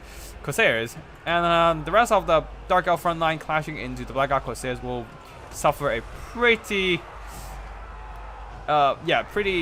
painful fate, as they are like waves clashing upon rocks and just kind of broken apart. Corsairs on the flanks, they're trying to hold as the Oath Brothers and all these Kosovo Dervishes are plunging into battle. They're all been trying to hold back all these Cold Knights armor piercing mobility, but there's another flank of mobility rushing in. So these Kosovo Dervishes will be the ones getting sacrificed to hold back the Dark Elves advance. At the same time here, I do think that Cool Umbrella is blobbing his cavalry a bit too much here. Some of these Dark Riders could have just like disengage and try to move on to the Akshina and Bushers, but of course the things in the woods might have been able to counteract them. Anyways, they're stuck on a bunch of Kislev mobility and are lit up by all these Akshina and Bushers, Corsairs, Same goes for the Dark Riders on this side here, getting stuck on enemy units and being shot to pieces. Even the Black Corsairs. And yeah, Wolfhearts getting hit by a burning hit. I'm not sure if they can dodge it in time. Actually, they can.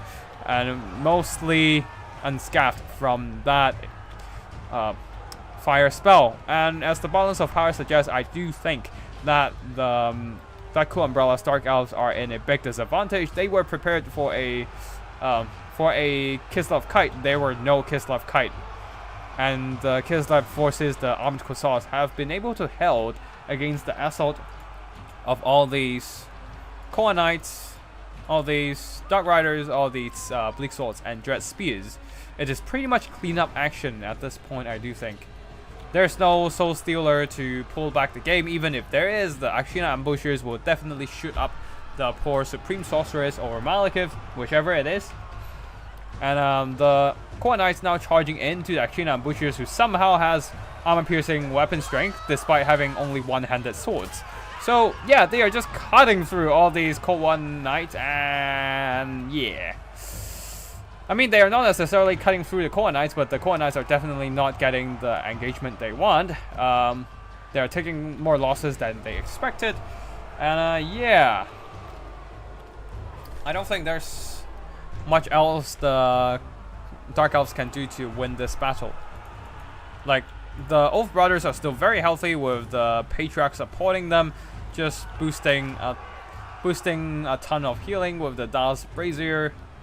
Is there? Yeah, there's Solex's Lullaby for another stack of healing. So yeah, I do think that that's pretty much it.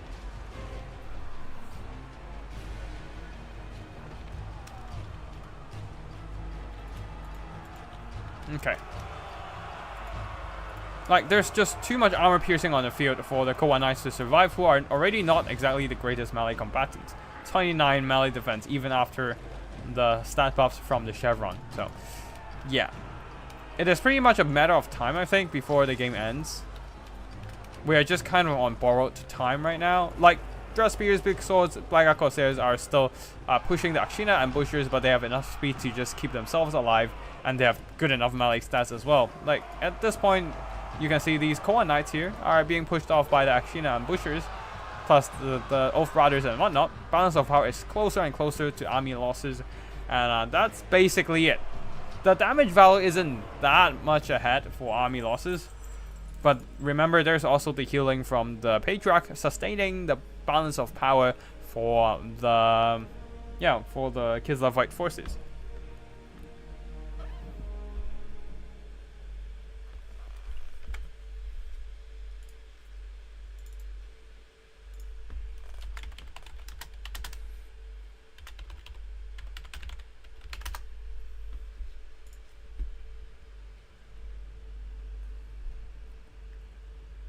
Alright, so I was saving some game files.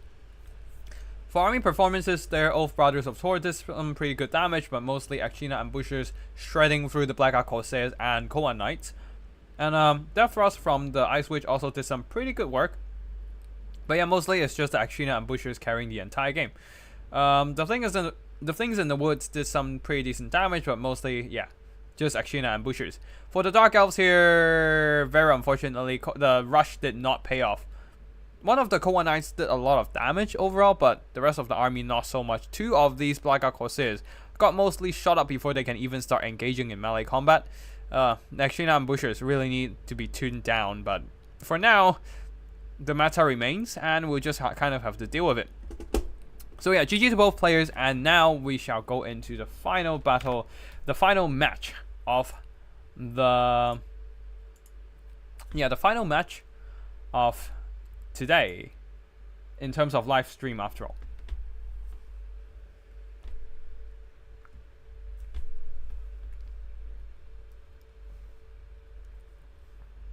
Now let me just set up the scoreboard. Nope, that's not the one. Yep, that's the one. The finals are best of three. The best of three. I'm saying the final match. The final match of the tournament. Final match. A match of best of three. But yeah, back to anime. I don't think I've been watching that much anime recently. I'm looking forward to the a new anime called Frieren Beyond Journey's End, which is like you basically the premise is there's a classic hero versus the fantasy hero defeating the Demon King story, but the actual story of that we're watching happens after the whole defeating the Demon King thing, when one of the companions, an elf, survives way longer than humans, outlive all of her friends, and now she's traveling around the world, kind of picking up bits and pieces that her friends left, in like bits and pieces of memory and maybe legacies that her friends left. That is a really good anime, I would say. I mean, it's a really good manga, and I personally got really touched by it. I would recommend everyone to go and watch it next season, or this season. But yeah. That sounds depressive as fuck, yeah, but it's like, it can be a tad bit depressive occasionally, but it's more of like a very heartwarming slice of life. Like, they're just kind of going on a journey, experiencing things. Like, she meets new companions on the way. So the manga is really good, and recently get into a very important arc. So yeah, no spoilers here, but yeah, it's a good pain, bittersweet. Yeah, it is like, although in one of the more recent chapters before the manga went into hiatus, and that colored page shook me. Like, it left me shaking when I first saw it. It was such an impactful transition from the black and white monochrome usual black and white color, and the sudden transition into the colored version, and the transition of the scene. That hit hard. If you like that show, you see Far Away Paladin on Mushoku Tensei. I haven't seen Far Away Paladin. I've watched like an episode of Mushoku Tensei. The thing is, I'm not too fond of watching isekai shows in general. I don't know why, but like, I think I'm just kind of fed up of a genre where like the guy got teleported, like a random guy got teleported into the fantasy world, and using his more mature slash well-equipped mindset just kind of dominate the world. I know like Mushoku Tensei is not about that. If anything, it's more about the guy struggling in the fantasy world. It's just that I'm kind of fed up with the genre in general. Yeah, so I might watch it in the future, but I haven't watched it yet. But yeah, I think, yeah, over the past year, there's one very cringy anime. It has a cringy start, but I think it's like one of the best romance manga recently. It's called The Dangers in My Heart. I don't know if you guys have seen it or heard of it, but like the first 2 episodes is really cringy, but it gets really sweet as time goes on, and it's a very, like, the interaction between the characters feels very natural, and yeah, it's something else. But yeah, anyways, enough anime talk. Are we seeing Kislev versus Bretonnia again? Anyways, Nameless Order versus Zigos. We shall wait for them to show up. I don't like those shows either. Both are about guys that fuck up their life and want to live their next one better. Yeah, basically. Like, I don't really, I mean, there was a time I used to enjoy isekai, and like the only show that I enjoy is Konosuba. Pretty much. Just because it's just full memes. I even bought some light novels of it, but yeah. Didn't bring them with me to the UK though, so I kind of have to lose them.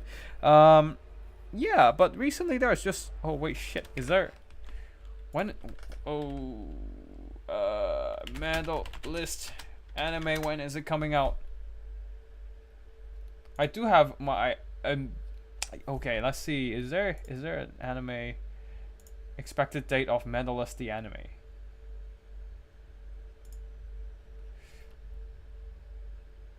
Okay, Quarter 2 to 2024. Probably the best sports anime I have ever, best sports manga I've ever read. But anyways, let's not talk about that. It doesn't come out until like half a year later. What else? I honestly haven't seen much recently. I finished Witch from Mercury. That is a pretty decent. That is a pretty decent show. The ending was quite rushed, but it got some very solid mecha action. And if you've seen my recent Armored Core stream, you know I love Japanese mecha and Gundam. So yeah, I've watched that. And then I went on. Oh, I've watched Hellsing Ultimate, the abridged version. That was good. A lot of dark humor, but those humor was on point. Like, man, I love dark jokes, but like those dark jokes are something else. Like, I can't really talk about it here because I might get banned. Yeah. I do recommend everyone giving that a go as well. Probably, I would say it's probably better than the anime itself. Just because how much meme it is. Oh, Lizardmen versus Dark Elves. Hellsing Ultimate have a good dub. I don't know about the official dub, but the abridged dub is amazing. Yes, that is a good dub. It's like on par or even better than Ghost Stories if you know this anime. It's an anime that got adopted. No, it's an anime that got a dub because because the anime is so crap, the dub team was able to do whatever they want with it, and they start shoving a lot of like dark jokes into it. Oh yeah, the bridge for Hellsing Ultimate keeps the tone really well. I don't know if that's the original tone, man, but the jokes, the lines hit hard. Ha, Ghost Story dub is so good. Yep. I only know about the Ghost Stories dubs. Cyrus, you might want to watch the Hellsing Ultimate abridged dub by Team 4 Stars then. The dub has great British accent. Do you mean Hellsing Ultimate? Now, you gotta, like, before you say British accent, you need to define which part of British. Cause the usual British posh British accent, no. The usual posh British accent is not the actual British accent. If anything, the Cockney accent is more prevalent in the UK, I think. Like, especially if you go farther north. Oh, Hellsing Ultimate and the Queen accent. The Queen and I would say the Queen and what's the name of the lady again? Oh shit, I forgot to change the names of the contestants.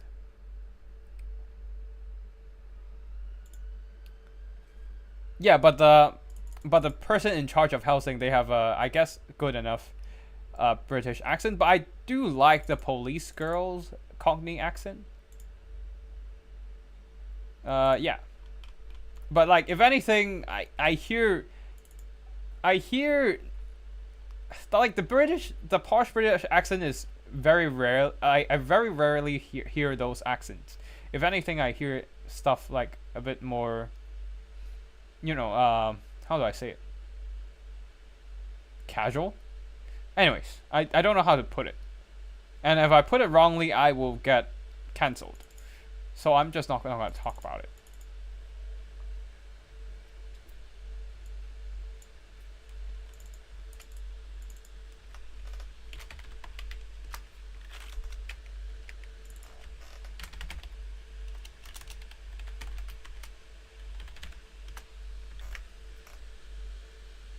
Alrighty. Army builds. We have a front line of skink skirmishers for a, well, skirmishing firepower. At the second line, we have skink cohorts with javelins to just chuck them at any dragons and whatnot. Very effective against big dragons like the Supreme Sorceress of Soul Stealer. And then a ton of vertical ones at the back to run down armored corsairs, I believe, if there are any, or just run down enemy dark shards. Yeah, more vertical ones, and in the skies, Ripper Tactile Riders, one of them, the Regiment of Renowned version, Anti-Large Colossal Hunters, supported by a single Slime Mage Priest of Life with Regrowth and Earth Blood. Banishment, of course, as well. And that's it for one side of army builds. The other side, we have the Dark Elves, a front line of Bleak Swords, second line, a single Blackguard of Nagaron, 3 Dark Shards, and 3 more Dread Spears at the back, protecting a single Reaper Bolt Thrower and a single Scourge Runner Chariot on the field. Some Dark Riders are Vanguard deployed, hiding in the trees, hoping to ambush the Lizardmen, and also a single Cold Knight to provide some mass blocking.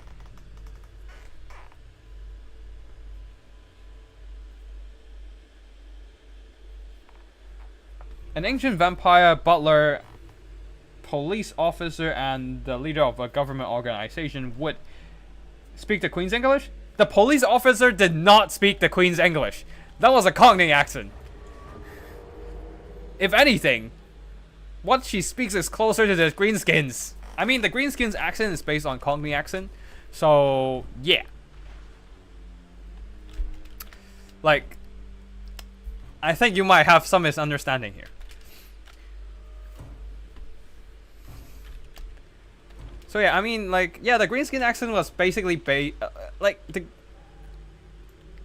Games Workshop based the Greenskin accent on Cockney accent, and I think the police girl came from. Oh wait, no, the police girl came from Liverpool, somewhere slightly closer to the north. Yeah, so she would sound her accent is more similar to Cockney accent than the Queen's English, if anything. But yeah. Sebas doesn't, yeah. Wait, is Sebas the voice actress of this police girl?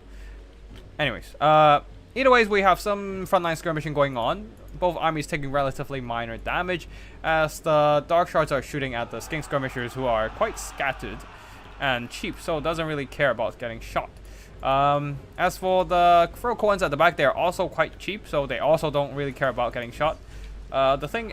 Missile resistance of the Slime Mage Priest is quite high at 40%, but I still think that it would be better for the Reaper Bolt Forgers to shoot the Slime Mage Priest. Anyways, the Dark Shards have lit up those Skink Skirmishers, doing some pretty significant damage, and they will try to pull back as the Skink Cohorts are... Ooh, okay, this is not great. The Skink Skirmishers are taking a lot of damage, actually. Sebas is the name of the character Police Girl? Oh, I just know her as the Police Girl. Because in Hellsing Ultimate, everyone just call her Police Girl.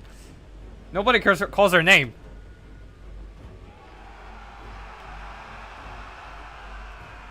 But yeah, anyways, Bleak Swords taking some minor damage from the Javelins. What the fuck is happening? Why am I getting a frame drop? This doesn't make sense. Okay, we're smooth again. Okay, we're smooth again. Okay, cool. But it's a Nameless order just kind of holding back, and Sigos is going for a very, very patient kite game. I do think that he has the Feral ones are enough to just kind of intrude into the backline here. Now that we can see there's only a single Dark Riders, but of course the Feral ones doesn't really want to get too close to the Dark Shards because they can and will get shredded by the Dark Shards. So yeah, everything is holding back on the Lizardmen side. Now the Feral ones are activating and going after the Dark Riders, but they do need to get on top of the Dark Shards here. Why are you not going after the Dark Shards? Just try to get around. Come on. You have enough speed to do it. Like, they need to find something to shut down the Dark Shards and the Reaper Bolt Throwers. Because right now, their front line are getting shredded. I know it's just skinks, but it's not exactly the greatest trade. Although they're absorbing a lot of ammo from the Scourge Runner Chariot. So, the Scourge Runners are not doing that much damage overall. They have been shooting at the... Yeah, they have been shooting at chaff for the entire time. And most of their ammo is now gone. The police girl thing is also from the manga She Gets No Respect, basically. Yeah, yes, Ceres. Ceres is the name of the police girl. Ceres. It's not Sebas, it's Ceres. Sebas is probably the Japanese way to pronounce it. Because they don't really have a way to... Yeah, they don't really have the... A lot of sounds are not directly applicable in English, so they just kind of use a weird katakana system to kind of substitute English pronunciation, which is horrible, and as a result, you can't really understand their version of English. Anyways, we can see that the Dark Riders are pushing in, but there are countercharge of the Feral Cold Ones, but the Dark Supreme Sorceress of Soul Stealer is moving in just to stem the tide of Cold Ones. But here comes the Colossal Hunters and the Reaper Dactyl Riders. They do have to be careful not to get tied down too long in melee combat, as they're quite squishy. Over here, they are almost routing the Dark Shards with the help of their Feral Cold Ones. Yeah, it's almost there, almost there. Anyways, Court of Portal, we saw that, but we forgot to introduce them, are moving out of the forest, going straight after the Dark Riders. And now the damage is spiking on... Yeah, the damage dealt...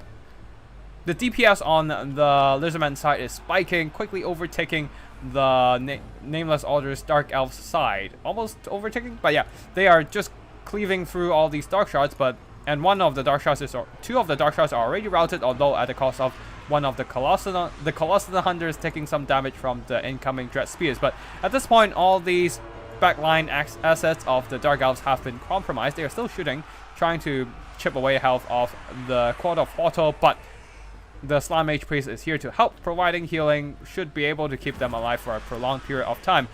And the Reaper Dactyl Riders one of them has been routed, but the other two are still fighting strong, while the Skink cohorts are all moving in. And they are chugging javelins and blow darts into the rather weakened Dark Shards, hoping to rout them eventually. And now the Skink cohorts who ran out of javelins will be moving into combat. These Reaper Dactyl Riders needs to get out of dodge ASAP.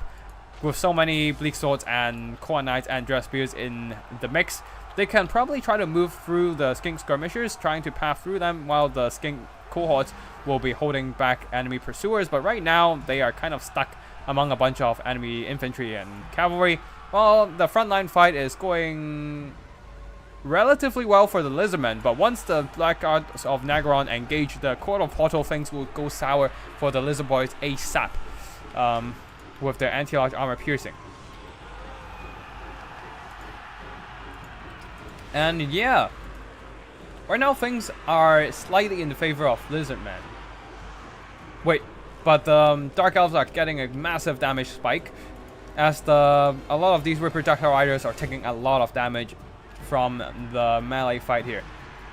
They overtook the Dark Elves in terms of damage dealt for a while, because the Reaper Dactyls were just routing off enemy missiles without anything to counter punch them. But right now, they do have to eventually work through the Dark Elves infantry and cavalry. Yeah, infantry and cavalry. And it's gonna be a brutal fight there. Good news is that I think, yeah, Murderous Prowess is done for, so they no longer have the damage spike. And there is still a problem of the Supreme Sorceress of Soul Stealer. It depends on whether the Life Slant has enough healing to sustain all these Reaper Dactyls and keep them in the fight. There are still 3 of them online, one of them extremely tattered. Colossal Hunters have taken noticeable damage down to half health, but still 9 models, so plenty of healing available to them. Yeah, it's really whether they can hunt down the Supreme Sorceress of Dark Magic. Some healing is coming in. Is that an Earth Blood or... Oh, wait, no. The Colossal Hunters need to stay out of there. No, they're getting hit by the Soul Stealer. No, yeah. Oh, wait, no, they're not hit by the Soul Stealer. And now they're surrounding the Supreme Sorceress of Soul Stealer, beating her down without taking much damage from the magic. Though they're trying to pull out right now as the Dread Spears are moving in. The problem is that the massive size of the unit model on the Supreme Sorcerers is holding them back. Some of the units are stuck and are unable to pull out of that battle. Now the Lizardman really needs a way to clear out all these Dark Elf infantry. And yeah, oh well, the Colossal Hunters with their janky unit models. Oh, the regrowth actually helped them reach their heal cap. Anyways, the Colossal Hunters with their janky unit models didn't take that much damage in the melee fight, and now are moving out and eliminating the poor Cheese Runner Chariot. A bit of a banishment dropping on top of the Black Ark Corsair, but they are just force pathing their way through the fight, trying to dodge that spell, and has been quite successful with that dodge. Now, something that needs to be done with the Black Ark Corsair, so probably what can be done is that using the skink skirmishers as a bit of an anvil and send in all these armor piercing units to rear charge that. Rear charge, not frontal charge. But well, this is not like the okay. The breath damage did some pretty good damage against the breath attack. Did some pretty good damage to the Colossal Hunter. Is now a Soul Stealer right on top of the Court of Portal, but the regrowth is countering it for now. Anyways, unfortunately, a lot of units got hit by the Soul Stealer, but not the Reaper Tactile Riders and other Earthblood, just to keep everything healthily topped up in terms of HP. And yeah, things are still looking quite good for the Lizardmen in terms of balance of power because of all that healing, keeping their units alive. But the problem is that the unit healing cap is coming close for some of these lizard boys. The Blackouts of Nagaron are still fighting strong as well, which is a major issue. All the Lizardmen has are, well, monstrous units, and the Blackouts of Nagaron can hold. Although the Psycho Charging can do some good damage against them, the charge impact is something that the Blackouts of Nagaron cannot negate now that they are forced to engage in battle, no longer bracing. So they are indeed taking more and more damage every time the Lizardmen monsters charge in. And the Supreme Sorcerers cannot just hold there forever. While the... So yeah, things are looking more and more in favor of the Lizardmen. So, well, the Lizardmen... Well, the Dark Elves need a Soul Stealer right now to hit both of these Projectile Riders, and this seems to be exactly what happened. Earthblood is dropped here, hoping to counteract that. But unfortunately, all these units got hit by Soul Stealer. Luckily, the Court of Portal has evaded the spell and remaining relatively healthy among a bunch of Soul Stealer units. Now, there's still one Projectile Rider capable of getting healed. The question is whether they will receive the healing before they got routed off. Court of Portal, though, still fighting strong. Something can be sent into this fight to aid them against the Blackouts of Nagaron. They really need something to get rid of the Blackouts of Nagaron, as they are single-handedly pulling back this fight.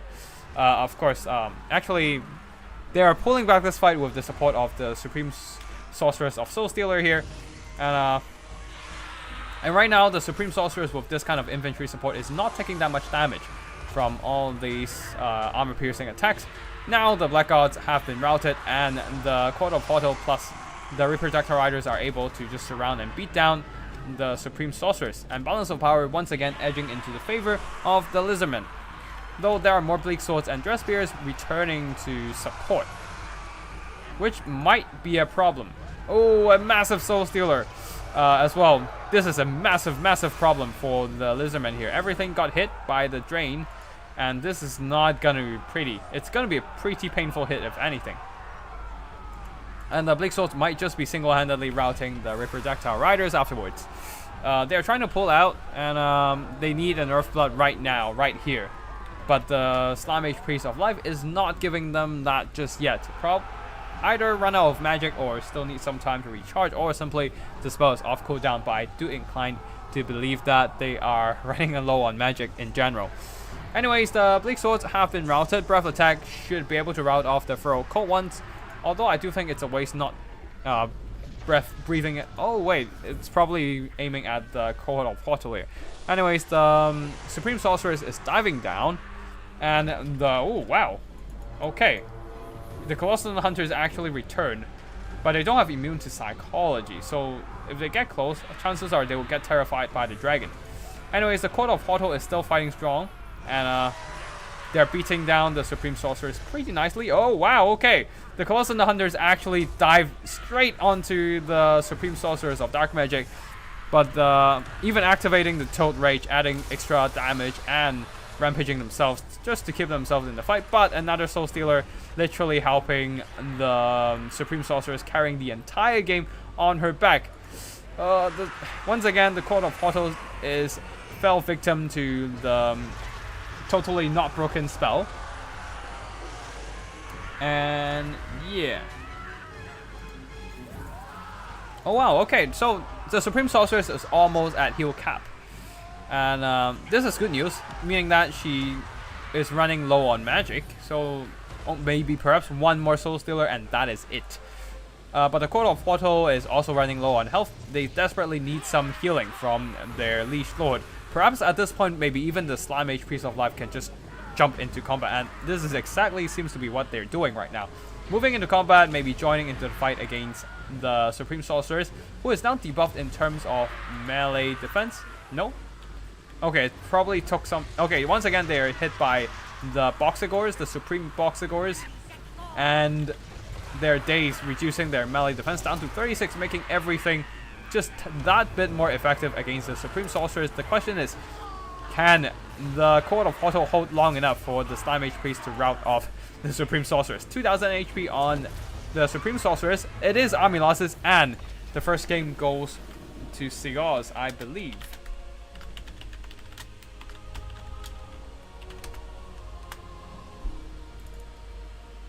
Ah, shit. Music's up. It seems that the wedding's partying again, and the music is up. After this, I might just close the window a bit. Or maybe the fan noise is already enough to cover everything, so I don't have to. Anyways, army performances. The Ripper Projectile Riders did really well. Especially this one. 249 kills. Literally carried the entire late game themselves. Court of Portal, their Dazed Evac coming in really handy in working down strong melee units. For example, the Supreme Sorceress of Dark Magic of Soul Stealer.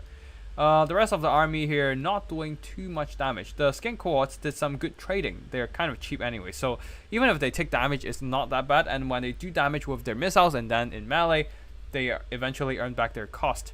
Javelins though not doing too much here, as they were tied down by a bunch of big swords early and unable to unload their ammo onto the Supreme Sorceress of Soul Stealer, who earned back 4,300 gold worth of damage value. The Cheese Runner, the Scourge Runner Chariots also did some surprisingly good damage, considering most of their ammo just wasting into cheap infantry chaff. Maybe they did some more damage in melee, I'm not quite sure. Black God of Negron cutting down a ton of HP from enemy monsters and just kind of holding down the line. And counter punching against enemy projectiles, earning back their value. As for the rest of the army here, not doing... oh wow, okay, the Koa Knights did really well, being the only anti-large armor-piercing cavalry on the entire field, beating back for Koans and also tying down some of the Projectile Riders, but unfortunately just not able to carry the game. Yeah, Soul Stealer versus Lore of Life. Guess it's Lore of Life's victory this time. The rest of the army also not doing too much damage, as the Dark Shrouds were mostly aiming at the Skink Skirmishers, not earning a lot of value, and the Reaper Bolt Throwers were not aiming at the real important targets, which is one of them, the Slime Age Priest of Life. Could have aimed at the Slime Age Priest, just kind of whittled down its health, I guess. Or, but also Sigos did a really good job at hiding his Court of Portal in the forest, preventing the Dark Elves from having a good aim against their monstrosities. The Ripper Projectiles were also held back, way out of range from the Dark Elf artillery. So yeah, that's it for the first battle. We're moving on to the next, and with Sigos winning the first game, and let's see if Nameless Order can pull this one back, because this is literally match point.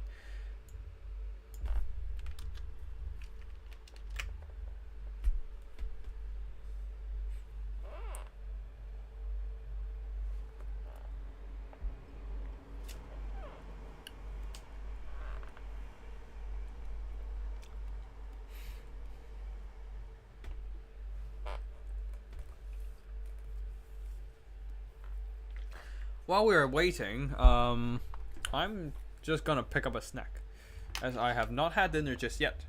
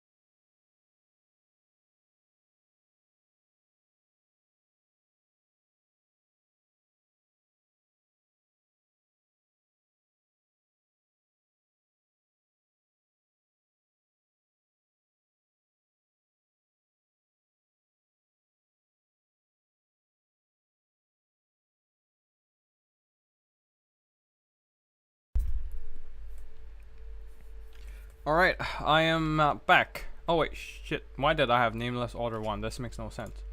Give me a second. Sorry. Wrong scores. There we go.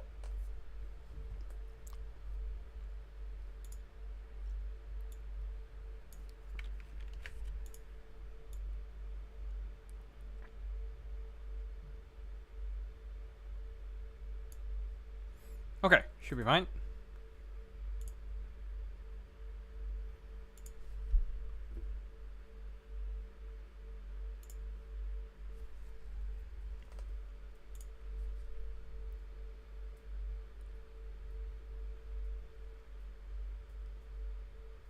Who needs food? Just whiskey. I do appreciate food with whiskey. Yeah. I mean, food before whiskey, if anything.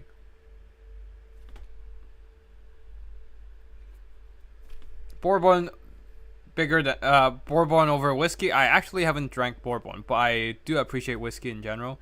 I'll try bourbon later at some point. I mean, I don't really have an occasion to drink bourbon.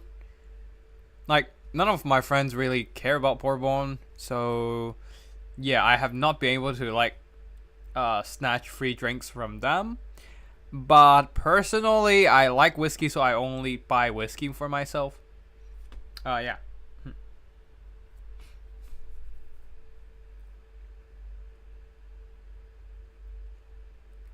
Just watch your Chaos Warriors versus Tzeentch game. Those aspiring champions were Cathay.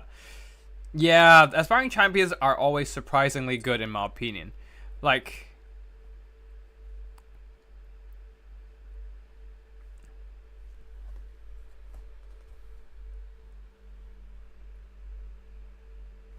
yeah, and a lot of they can actually. Personally, my favorite matchup with them is currently against Tzeentch. I mean, they can't really do much when there's a. Right, yeah, I do need to figure out what to do with them. If there's a whole big ol' vortex beast coming in, but other than that, like against any skirmish factions, they are pretty good. Because they are like small entities and they are shielded, they have heavy armor. They are less vulnerable to skirmish play. Artillery play is a different thing, but skirmish play they can kind of tank. I actually used them once in a domination game just to see how they do, and they just pushed. They just never faltered and constantly pushed because well, domination is a chaff meta. Everyone just brings chaff, but chaff can't take down aspiring champions. So with a bit of Burning Head, or I think I was using Balakor, so it was a Pit of Shades or Pendulum, and just nuke everything around the aspiring champions. And because aspiring champions has low entity count, they don't take much damage from area of effect spells like, you know, Burning Head or that sort of stuff. I've always been an advocate of aspiring champions because I think they're always underrated, but yeah. Unfortunately, they're still not that popular. Food need to not have heavy taste, or else it would ruin the whiskey. Yeah, I agree with that. Or I just eat the heavy food and just drink water, rinse it out, and then drink whiskey. Not the most optimal, but it depends on my pantry, how much food I have in the cupboards.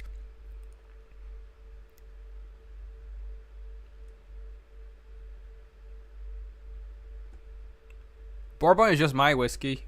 Got around. My whiskey? Malt whiskey, you mean?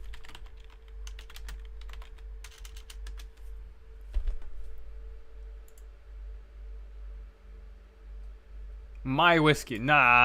I mean, I don't know. Never tried bourbon. I'll. It's too late. You just need to commit to whiskey and end up at the wedding celebration after the stream.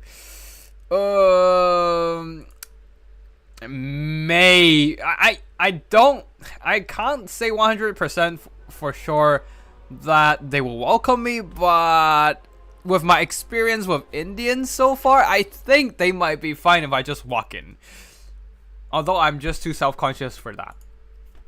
So yeah. Anyways, we are on a Kislev versus Grand Cathay battle. Wow. We are seeing some gutsy plays from both sides. Kislev going full missile heavy, Well, Grand Cathay going, oh well, also missile heavy, but also a lot of melee units on the field. A single rockets plus 3 jade crossbows versus a ton of Akshinas and bushes.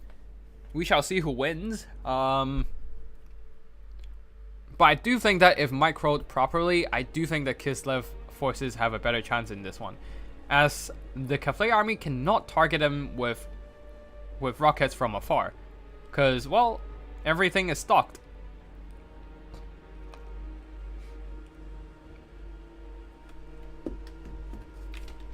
So yeah, let us have a look.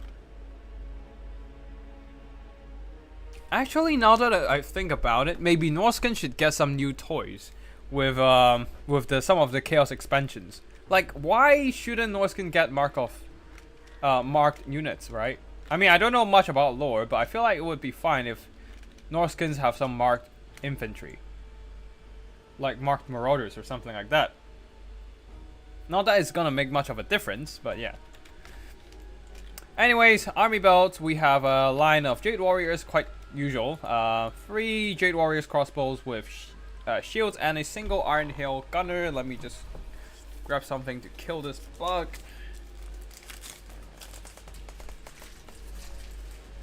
Okay. I hope it's dead. Yeah, it's dead. Alright, cool.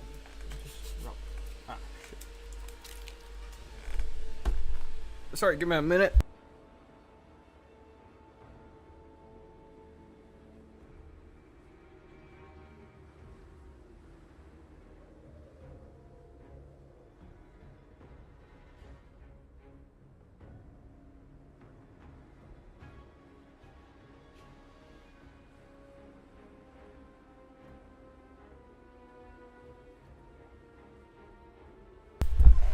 Alright, I'm back. Army-wise for Cathay, after the infantry, there's also Jade Warriors in front line, a bunch of peasant long spears holding the line, protecting a single firing rocket, and a ton of mobility in the form of peasant horses and Onyx Crowmen, one of them the Empress Crowmen, a very oppressive aerial bombardment unit. Yeah, most of the damage comes from the bombardment, more peasant horses on the other side. I don't think I've seen any Jade Lancers. As for the Kislevites, fully Vanguard deploying all their skirmishing forces, 4 Akshina ambushes, 2 to 3 horse archers, 4 horse archers, and then a bunch of things in the woods. 4 of them, in fact. Is there a regiment of renowned version? I don't believe so. And a couple Kosovo dervishes on the far side. And leading the army, we have a single Ice Witch of Ice coming in with only Death Frost. I do believe that Segos did the exact same thing earlier. Yeah, just bringing in an Ice Witch with Death Frost, not even bothering with the Snow Leopard summon this time. Anyways, with the extra spotting range of the eyes of the Empress Crowmen and Onyx Crowmen, Cathay should have relatively minimal trouble discovering the Akshina ambushes, and right now Nameless Order is dodging very efficiently. Yep, Army Walker is down. Good. Just taking minimal damage on the Empress Crowmen so far, and wasting a lot of ammo from the Horse Archers for now. Okay, so finally they're taking some damage, but not any model losses so far. So they still have overall 60 grenades. Finally, the Akshina ambushers are discovered, and they're aiming at Zhao Ming. I don't think this is a good pick here, because they're exposing themselves to a lot of incoming fire. The Wolf Hearts are taking substantial damage from the firing rockets, plus the Dragon Breath spell attack. They need to move in closer to deal with... They need something to start dealing with the Jade Warriors and the firing rockets, because right now they are just going to sit there and take the damage. And if they keep doing this, I do think that Cathay might just have the game. Although there's some friendly fire on the Onyx Crowman though. Took some pretty hefty damage on that part. And right now... Ooh, Jade Lances hiding in the forest, but now getting charged by a bunch of horse archers. Or did they charge the horse archers? Yeah, they probably did that. And I'm wrecking the horse archers while the Jade Warriors crossbows are moving out to shoot at the horse archers and doing some pretty hefty damage. Empress Crowman took some losses, but still have 55 grenades. They just need to get a good chance to get close and start dropping. And right now, the Jade Warriors have 160 range, outranging everything.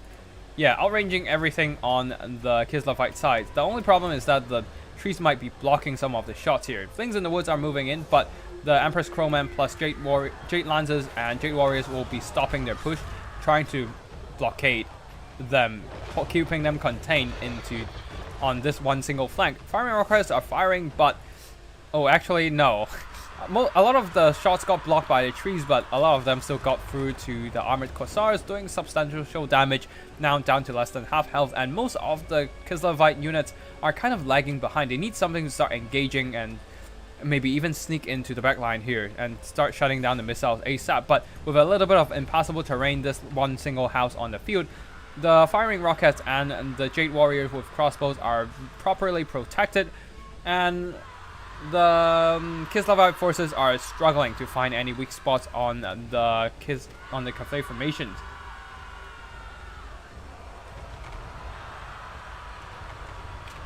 And yeah, balance of power is already in the favor of Cathay, kind of expected, as they are always a very strong faction. Now it's just straight up tier S. And yeah, Jade Warriors with crossbows are getting hit. Oh, they're way out of position right now. Nothing really protecting them, and even some of these are moving up, just trying to push the Kislevite forces. I'm not sure why Nameless Order decided to push out like that, but they're exposing their flanks to the charge of armor-piercing units. And things in the woods with their anti-infantry bonus should make short work of all these poor Jade Warriors. And Jade Lancers are moving in, trying to counteract that, but the Kislevite dervishes are providing extra bodies in the fray. Even the things in the woods also engaging them, just trying to slow them down, slow down their advance, while the Jade Warriors are pushing. They're pushing into the armored Corsairs and will be breaking... Yeah, they will be broken apart by the simply superior melee combatant. Yes, they have harmony buffs, but they are not in range for the Jade Warriors to provide that harmony. And right now, this kind of formation shift, pushing out that box, is a big mistake, maybe perhaps even a lethal one, as a lot of these Jade Warriors are getting out-traded by armored Corsairs. Another Death Frost onto Zhao Ming, but he doesn't really care. He has this burst heal that he can immediately heal cap himself. He just needs to transform into the dragon form to activate it. That's the only caveat. And so far, things are not looking too great. Things have not been looking too great for the Kislevites in the early game, but now things seems to be turning around slightly for the Kislevites.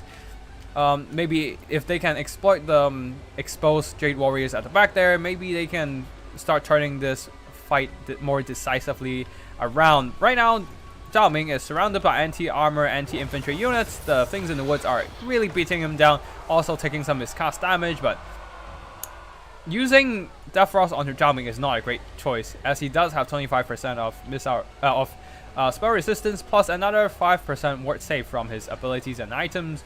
The warding iron, providing 5% of damage resistance. So 30% of that Death Frost damage has been blocked. Now he's transformed into dragon form, trying to recover that HP with burning vambraces. But that also increases his unit model size, giving the Akshina ambushers a much easier time to land shots onto him. Although he is now diving straight for the Ice Witch, doing some nasty damage on the charge. And the Dragon Breath attack continues to whittle down the health of the Akshina ambushers. But right now, I don't know if transforming into the dragon is the greatest choice here. He is doing more damage and the healing is great, but yeah, he's also taking more damage from the armor-piercing shots. Now, if only the Akshina ambushers over here can start aiming at Zhao Ming, while these ones are kind of just holding the line here. They're probably on guard mode, so they're not firing. The Jade Warriors are moving up. I'm not sure why. Maybe it's because of they're either trying to just get close to provide harmony or something, I believe. But anyways, as they move in, they are taking a lot of damage, and by a lot, they're down to half health from full health. While Zhao Ming is now getting chipped away in terms of his health, being tied down by Kosovo dervishes. He is not exactly pushing the Ice Witch right now. Something needs to start aiming at Zhao Ming for sure, but the balance of power is dropping further and further against the favor of the Kislevites. Originally, it would be quite even in terms of damage value, but the problem is that Zhao Ming's heal is really turning things around for the Kislevites. Firing rockets are still online, and Kislevites do not have that kind of mobility to shut it down. The things in the woods are still tied up against a bunch of Jade Warriors with crossbows. Now they're moving out to counteract the firing rockets. Oh, and also the Akshina ambushers really needs to use their nets. Have they used? Oh, they used up every single net. So, oh well, too bad. Zhao Ming down to half health, but there's just unfortunately too many infantry for the Kislevites to deal with, as their Akshina ambushers are running low in health, being hit up by all those firing rockets. Oh no, the things in the woods are going after the Iron Hail Gunners, not the firing rockets, who are still shooting and might just be dealing a fatal blow with that firing volley. That salvo mostly missing, so I guess that's a good thing. But oh, a second volley coming in and it blasts away some of these Jade Warriors. Death Frost continues to chip away the health of Zhao Ming, but that's not going to be turning the tide. Finally, the firing rockets have been shut down, but they are out of ammo, so this is way too late. And the Akshina ambushers are getting compromised for sure. Another Dragon's Breath. Whittling down. Oh, that's army losses. GG. GG.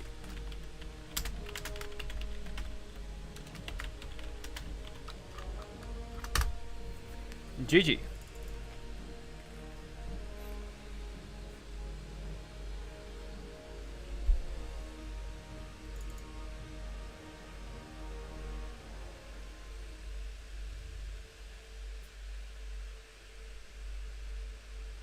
Okay, for the army performances, Akshina ambushers, some of them got compromised by enemy mobility and firepower way too early, so didn't earn back that much value. I do think that taking so much losses from the artillery at the beginning, what might have been the fatal blow to the Kislevite army. They tried to recover it, but they just did not have enough DPS to shut down Zhao Ming and all those Cathay mobility. Things in the woods did pretty decently, not the most amazing so far, and skirmishing forces of Kislevites got out-traded by crossbows. One of the dervishes did well, but that's about it. And Death Frost against Zhao Ming, bad idea. 25% of innate spell resistance of all Cathay dragons, plus another 5% damage resistance from warding iron, means that 30% of that spell drain has been wasted on resistances. Plus then the healing from Grand Cathay from Zhao Ming just kind of shut everything down, push the balance of power so far into army losses. The Kislevites just struggled to turn back this game. I do feel that is an ability that should have this item probably should be banned in multiplayer, in tournaments at least, because this is not a balanced ability at all. It provides additional damage resistance. It just provide like 5,000 HP healing, and that's burst heal. Tyrion's heal is like 20%, I think. This is ridiculous. At least Tyrion doesn't have the HP of a freaking dragon. But anyways, Zhao Ming held the line with the Burning Vambraces, so yeah, he won the game for Cathay pretty much. And of course, the rockets did a lot of damage to the expensive Akshina ambushers. And that's pretty much it, really. The Jade Warriors didn't really able to out-trade the Kusals, but yeah, mostly the crossbows took a lot of losses. I mean, like, they took a lot of losses and not doing too much, as the push was the push. The Grand Cathay army paid a heavy price for that push, and around the mid game. Anyways, now is a 1v1 situation. Both armies have won once, lost once. We shall see what happens in the next battle. Hello, Knighthood. Nice to see you here.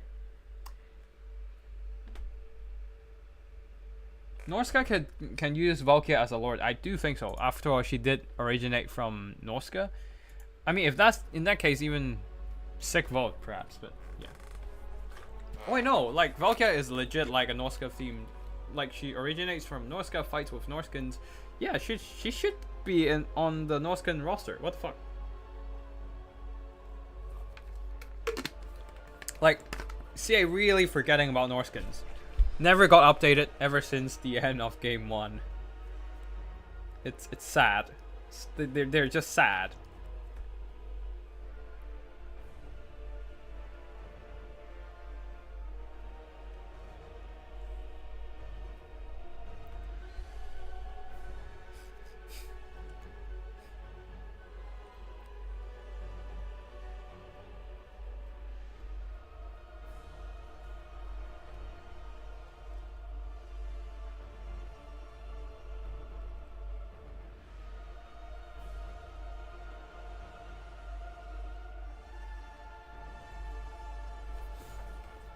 Alright, let me just check chat. Oh, the viewership is pretty good right now, 19. Also, she can cast a spell, so that is Norscan brand. I mean, Norscan do have Shaman... Excuse me, Norskins do have Shaman Sorcerer, so... Can't really say much about Norscan and spells. Anyways, final battle between Sigils and Nameless Order. They are picking their armies right now, I assume, so we just kind of have to wait a bit. So yeah, let's just wait a bit and see what happens next.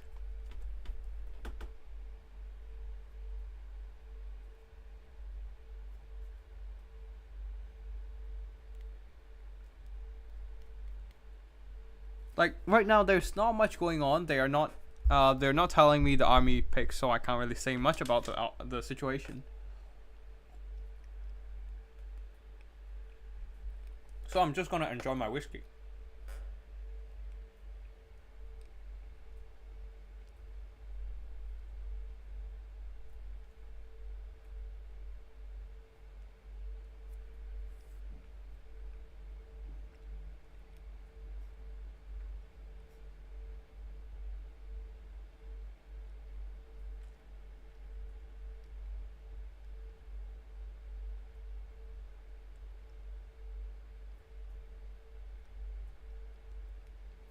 Okay.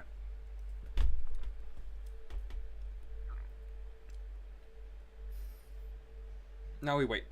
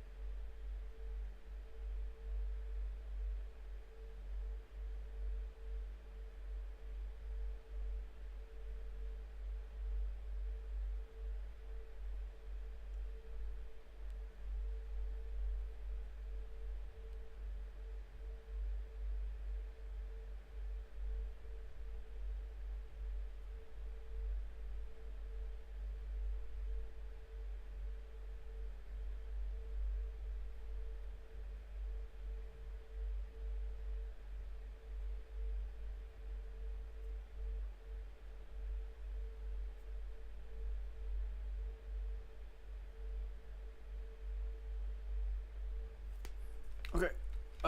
Right, we are now on Cathay versus Bretonnia.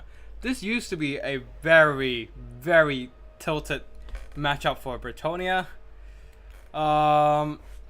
Yeah. Okay, sorry. I just left to do some stuff. Yeah. Norsca can't have caster lords, you know that. Yeah, that's fair. What whiskey are you drinking? It's called Gold Reserve, Cardew Gold Reserve. It's a really fruity one.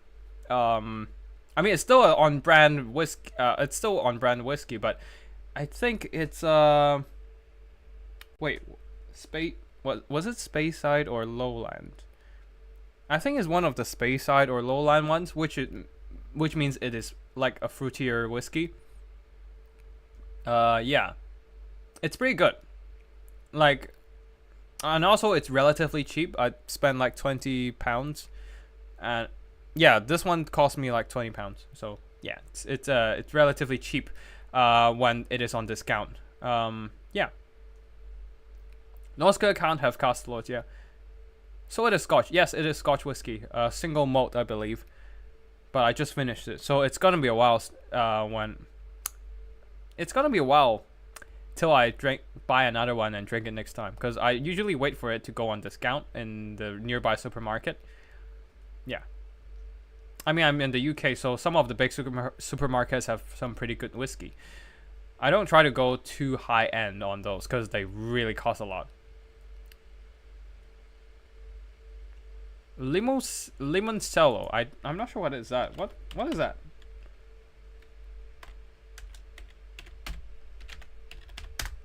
Limoncello. Oh, boozy lemony drink made. That sounds nice for a summer drink.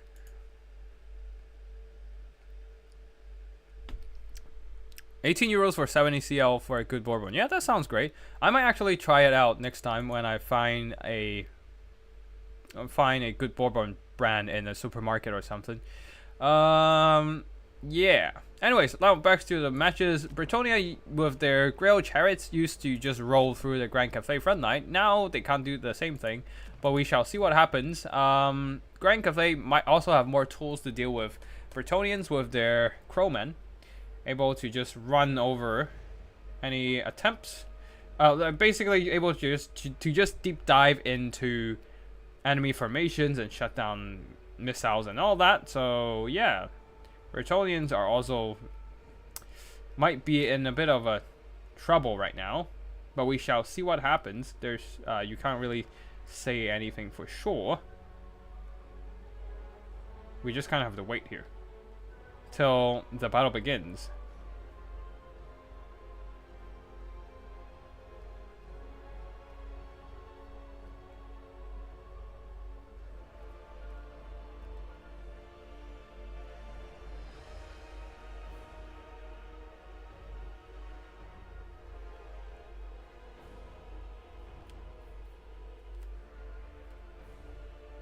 We waiting. We still waiting.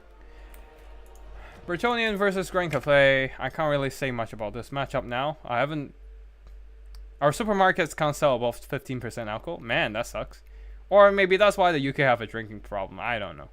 I'll have to wait a bit with my weekend whiskey. Gotta pick up my daughter after a party late. Trials and tribulations. Ah well. If you got responsibility, just wait out on that alcohol. Hey, okay. First of all, this is not an alcoholic stream. I'm drinking for recreation only. I'm just casually enjoying the taste of alcohol. Not that I advertise. Not that I promote it. I just like the taste of whiskey. But yeah.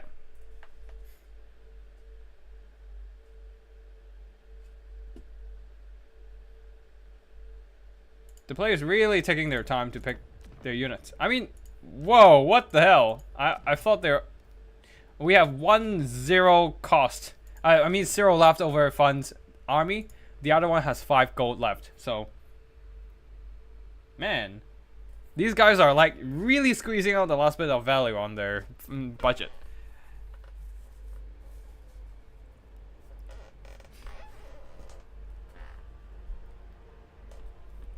Really pushing it the limit. Anyways, final battle of the entire tournament.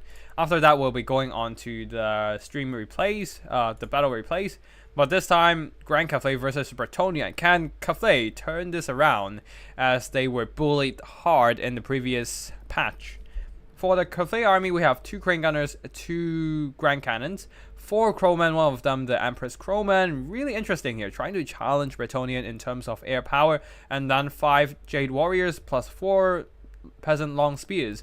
Zhao Ming the Iron Dragon, of course, with his burning vambraces. With so many Crowman plus Zhao Ming as a dragon form, Cathay might actually win out the air fight against Bretonnians, and as a result, the Crowman can start dominating the backlines of Bretonnia, who only has pretty much a ton of chaff. 5 men-at-arms, 5 more peasant mobs, foot squires, 1 foot squires only, I think. Yeah, 1 foot squires only, and a couple of knights errant. 2 knights errant and 1 Grail knights, and also the Royal Hippogriff Knights. Royal Hippogriff Knights. Yeah, shit. My French accent is absolutely crap. Never mind.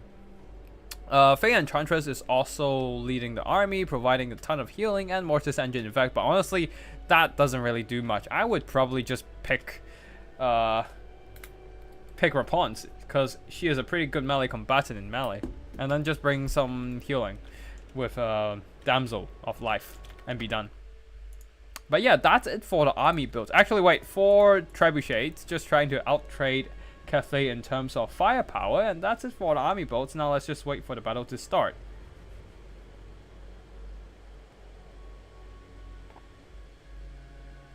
Now we wait.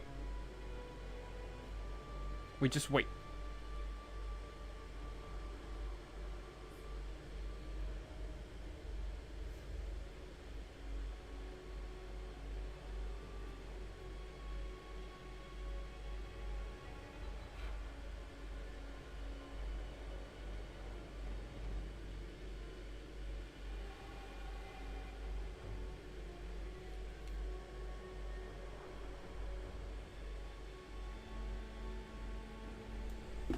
It seems that they're really taking their time. Anyways, let's just check the spell options on Zhao Ming. Oh, Transformation of Dragon, Dragon's Breath, and Burning from Braces. The Burning from Braces, yeah. The 40% damage resistance for 20 seconds is ridiculous. And the 32% heal per second. I think that's more than 32% heal, honestly. But yeah. Anyways, Warding Iron, also that 5% of damage resistance is very important here. But yeah, that's not too much stuff to talk about, honestly. We just kind of have to wait.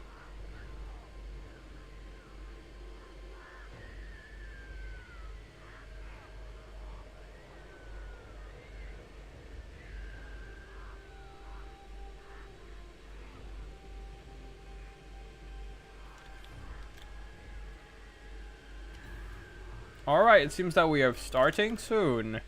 We have a massive box formation, just trying to ward off the Bretonnian cavalry with the sheer number of infantry, and also their insane melee stats, all thanks to Harmony.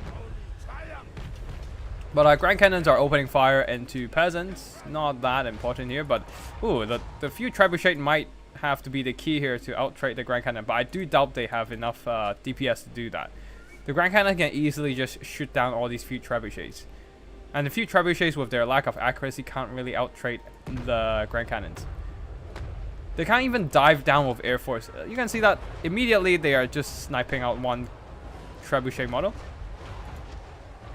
1 more cannon. Oh wait, whoa, only 1 trebuchet is down in the first volley. And 4 trebuchets are smashing apart the crews of these Grand Cannons. But let's see if this can sustain for any longer, as they are taking heavy losses and a lot of morale damage. Especially with the Empress Crowman moving in, the trebuchets might just get nuked. At least no, they're just diving down. Okay, Onyx Crowman just diving down like that is maybe not the greatest choice, but they do have enough melee stats to just beat down the crew. So yeah. Things are, it's hard to say whether it's gonna work out, but so far, 1 artillery is shut down. All artillery are shut down. 1 has been routed, the other one also close to routing. Ugh, taking a massive damage spike. Oh no! The cavalry are here. The Knights Errant getting absolutely bombarded by the explosive. Oh god, most of the unit is just deleted straight up. And most of the Grand Cathay artillery are still online, shooting down the trebuchets. And 1 of the Knights Errant has already been deleted entirely. I mean, almost entirely, but yeah. The trebuchets, one of them are still holding, two of them are still holding, but two of them offline. One of them shattered even, and at this point we can already conclude that the Grand Cathay army is winning the artillery game with only like one whole. There's only like one. Oh wait, no, all four artillery few trebuchets exist. Just that two of them are routing. But yeah, overall they're not gonna stay around for too long, with the Emperor's Crowmen closely chasing them. I mean, Onyx Crowmen closely chasing them. Especially this one, who's still firing, is now aiming, but it's now getting aimed at by the Grand Cannons, and the Emperor's Crowmen are coming in. The men-at-arms might be able to guard them for a bit of time, but they're not gonna repel the charge of the Emperor's Crowmen, and you can see that the few trebuchets are quickly eliminated, deleted from existence, while the Grand Cannons are still moving in, trying to aim at enemy artillery crews. Like, at this point, Bretonnia might as well just push out. Their artillery has been completely eliminated by the insanely cost-effective Onyx Crowmen. It's really hard to defend against the Onyx Crowmen because of how good they are in terms of melee. Even without Harmony, they still have like 35 attack, 32 defenses, and yeah, it's basically a flying elite infantry. And yeah, finally the Bretonnians start to push up. I don't think it's gonna make much of a difference. The Knights Errant, some of them are still at the back there, may be able to guard the few trebuchet, but then the Onyx Crowmen are close by, ready to jump onto the... Yeah, ready to just jump onto the poor artillery crew. And the Royal Hippogriff Knights are moving close, making them perfect targets for the Crane Gunners. Although there's not much to guard the Crane Gunners right now. Emperor's Crowmen are moving back in, but the Hippogriff Knights should be able to just nuke the Crane Gunners in a quick hurry. The problem is that there's nothing else to support them in this fight, so they're isolated and surrounded by a lot of units. A bit of a chalice of potions, yes. Chalice of potion dropping in. Not doing much damage to Crane Gunners, but nuked away half the health of the Peasant Long Spears, which is pretty good overall. And a little bit of a Dwellers below, aiming to work down the Jade Warriors and the Crane Gunners. Might be able to do some good damage, but right now I don't put a lot of hopes in this Bretonnian push. They will just break apart as soon as they clash onto the Harmony Wall of Grand Cathay. Especially with the Dragon's Breath attack, a really cost-efficient breath spell, whittling down the rest of the HP on the Bretonnian side. Without the Grand Chariots of Grail. Grand Chariots of the Grail, yeah, they can't really threaten the backline right now. You can see that the Grail Knights are actually stuck on Jade Warriors now, unable to push through. Oh wait, no, these are not even Jade Warriors. These are just the lightly armored Peasant Long Spears. And they are struggling for sure. Like, the wall of Peasant Long Spears and Jade Warriors are holding. And the Grail Cavalry are struggling to do anything about it. And the Royal Hippogriff Knights are forced to receive a bit of healing, and yes, they have been taking a lot of damage in this fight. Men-at-arms are moving in. Some tattered Knights Errant are also moving in. But what they need is something to just move out of this blob and start hitting the missiles at the back here. They have forced a gap on the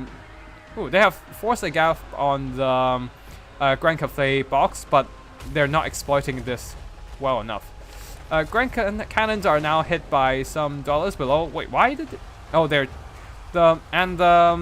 Royal Hippogriff Knights are switching over to hit up this one tattered unit of Crane Gunners, while some depleted Knights Errant are charging in to shut down the Crane Gunners. Now the Bretonnian push is picking up some speed. This is actually going better than I expected for the Bretonnians for sure, as they now have the box open, cracked apart, able to just shut down the Cathay missile units, which has been very key in working down the Bretonnian cavalry.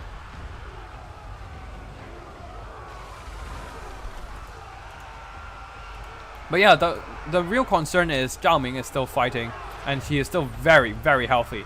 Although the Bretonnian push has been paying off, after the heavy losses from the trebuchet crews, the peasant seems to be dragging down slowly but surely, dragging down all the other peasants Peasants of the west versus the peasants of the east. And it seems that the pure numbers of Bretonnian peasants plus the heavy knights are winning the fight here. Just fending off all the Onyx Crowmen, and now the Cathay box has been broken apart. The Crane Gunners might have been a mistake here, as they have not been doing much this battle. Their range are too short, and once they start shooting, it means that the Bretonnian cavalry are also close enough to directly pressure them. Anyways, with the missiles unit all routed off, there's no more harmony for the Cathay front line. So with the recharges from the Hippogriff Knights and the Grail Knights, these Peasant Long Spears and Jade Warriors that are nearby have been picked apart, isolated, and ran down. The only problems left is definitely Zhao Ming, the Iron Dragon here. So Grand Cathay continues to consolidate their infantry forces, as they now have managed to beaten back all the peasant mobs. But Bretonnia needs to just slowly but definitely has to pick off all these tattered Grand Cathay units.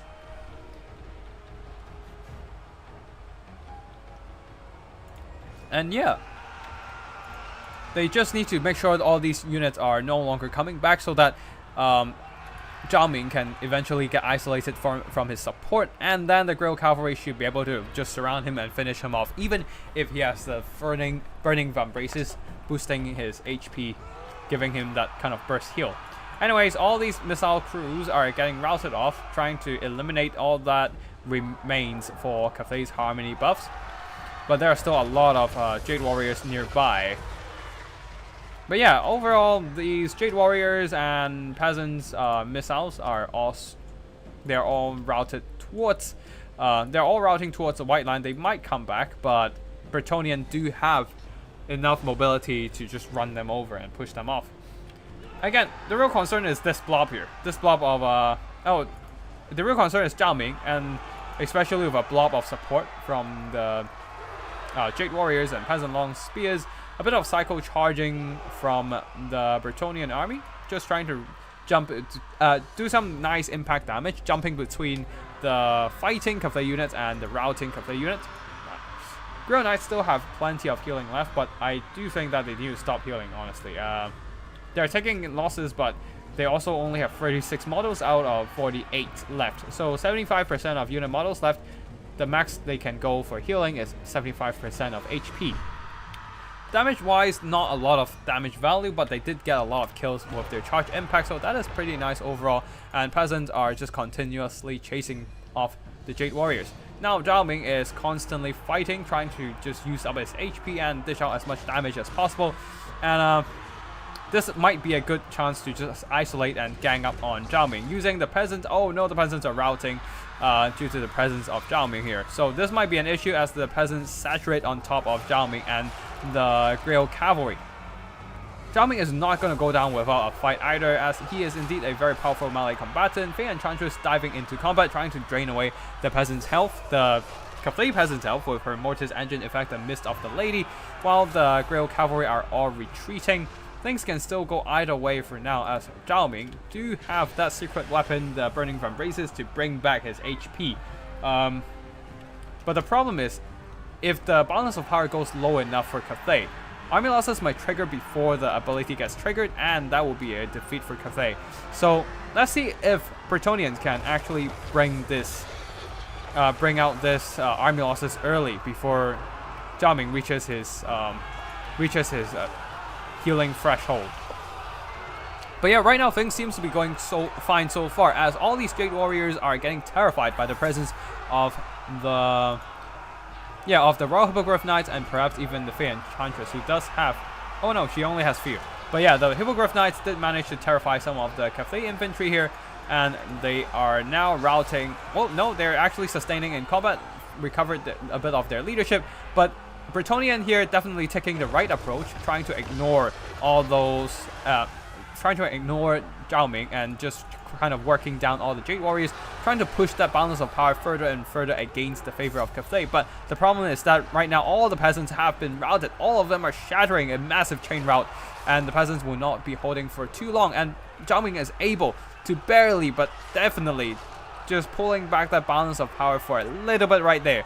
as the Royal Hippogriff Knights are too busy chasing off some routed peasants. Now the Royal Hippogriff Knights are diving down yet again, using their massive armor-piercing weapon strength to break apart on these peasants. And actually, the army losses hit before Zhao Ming was able to activate his burst heal. Very nicely done from Nameless Order here. I thought the Grand Cathay army would have this one with the massive artillery advantage, but in the end, the push from the Bretonnians here, turns out they don't actually need the few trebuchet, they just need to push.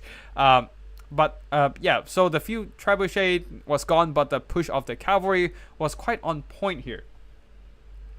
Clashing, using the sheer amount of peasants to just tie down the Jade Warriors here, as the Grand Cathay army didn't really have any answers to the heavy cavalry of Bretonnia other than the missiles. And a lot of the missiles, the grand cannons, have been focusing their shots on the few trebuchet, so by the time the Grail Knights entered combat, they're still very intact. Same goes for the Royal Hippogriff Knights. Grand Cathay army, Segos put up a good fight, but they definitely should have aimed at the Royal Hippogriff Knights and the Grail Cavalry when they still had the time, as the Onyx Crowman were very efficient in shutting down the trebuchets in the early game there. The Crane Gunners and Grand Cannons would have had enough time to shoot at the expensive Grail Cavalry, but they did not do so, which means the Grail Cavalry can just kind of charge into melee, and then once the Royal Hippogriff Knights are in the center of the box, they turned around and rear charge into the Jade Warrior front line, doing some pretty good damage with their armor piercing, and then the Jade Warriors just simply got terrified by the presence of the Hippogriffs. Fear Enchantress also did some pretty good damage with the Mortis Engine, the Chalice of Potion, and multiple dwellers below, just trying to cut through the remaining missiles of the Grand Cathay army. The rest of the army not doing as well. But yeah, the trebuchets absorbed a lot of firepower, while pretty much it's the Grail Cavalry carrying the entire game with some support from the Fey Enchantress. Yeah, as you can see here, Zhao Ming tried hard to carry the game, but the missiles just simply did not do enough damage. The two Crane Gunners definitely did not earn back their worth, being way too vulnerable to dive bombing from the Bretonnian flyer units. And the rest of the Crowman, like, they didn't really recover their value, as they were mostly shut down when they were dive bombing those trebuchets. GG to both players here. Very good fight from both sides, and congratulations to Nameless Order for winning this tournament. Now we are going to take a couple minutes break, and I'm just gonna pick up a few more snacks, and then we'll jump right back in to the battles, the replays that I received from all the great players of this tournament. So yeah, I will see you in a couple minutes, as I in a few minutes, let's say, as I download the battles and all that. Just gonna download replay files. Yeah.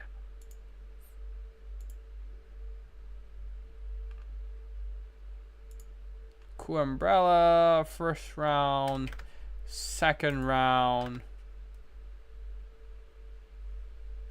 Who are fighting actually? Sigils and Koala. Yeah, I got Sigils, both Sigils replay. Umbrella also sent me 2 replays, that's fine. And I need Nurgle's PAs and Golden Floof's replay. I'm not sure if they have sent me.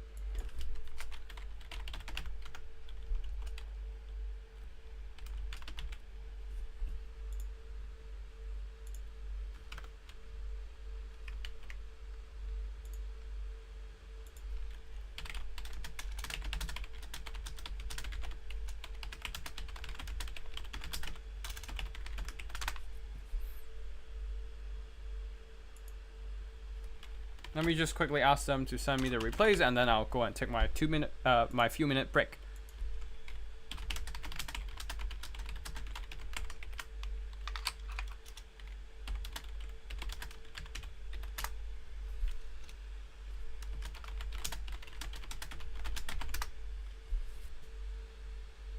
Alright, I'm going on to take my break and get some food in my system. Be back in a few minutes.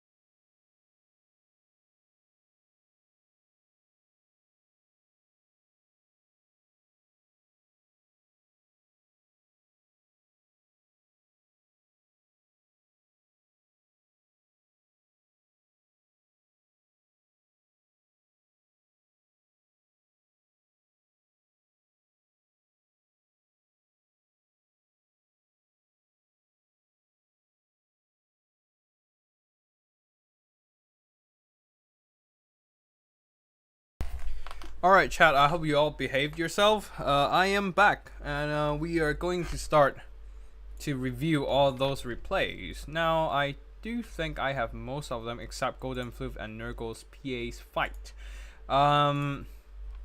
So we're just gonna quickly go over to my download folder and save, copy and paste them all. We only have 4 fights, so that's not gonna be a lot of stuff to check out. We only have like 4 extra fights to check out, so it's not going to be a long stream. Like, we can do everything within an hour. So yeah, just kick back and relax, and we will just go through the remaining fights. Alright, got them. Now, this one, Stomping Grounds Seagulls versus Koala Duck. This is going to be a kitey one, according to Koala Duck. It's gonna be blue fire spam plus soul grinder artillery versus, oh, there's also even the Marauder Horsemen of Tzeentch. Versus the Death Shrieker rockets. There's no healing on the Chaos Dwarf side as they do not have any Demon Smiths. So that Death Shrieker rocket is gonna get targeted heavily by all the Tzeentch firepower. This is not gonna look pretty for Chaos Dwarfs, honestly, but we might have to speedrun this battle if there's too much kiting going on. Anyways, army build. Basically a line of 3 chosen halberds plus a couple marauders of Tzeentch on the flanks. Kairos Fate Weaver in the skies, of course, bringing in blue fire spams and regrowth, as well as a Marauder Horseman of Tzeentch for a little bit of skirmishing firepower. Weird Spawn, providing a bit of monstrous infantry backbone, and more screamers, shrieking sky rays on the left flank. Now the Soul Grinder is taking some damage from the Death Shrieker rocket, but the Death Shrieker rocket also taking a lot of damage from the Soul Grinder. Now the Soul Grinder is doing some kiting here, just moving back, and the Fireball actually missed from the Sorcerer Prophet. And the Death Shrieker is just eating a ton of shots, especially with the Warp Flame adding that fire weakness, counteracting the fire resistance here. Things are not looking too good for Tzeentch, for Chaos Dwarfs already, with the Death Shrieker rocket launchers already taking substantial damage, while the Soul Grinder can be healed. Now there are some Marauder Horsemen still on the flank here, shooting, and that's actually that actually fulfills the attacking rule.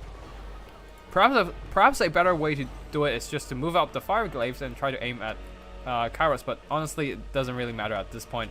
Anyways, the Death Shrieker rocket launcher has been routed, and the Chaos Dwarf really doesn't have any way to resecure it.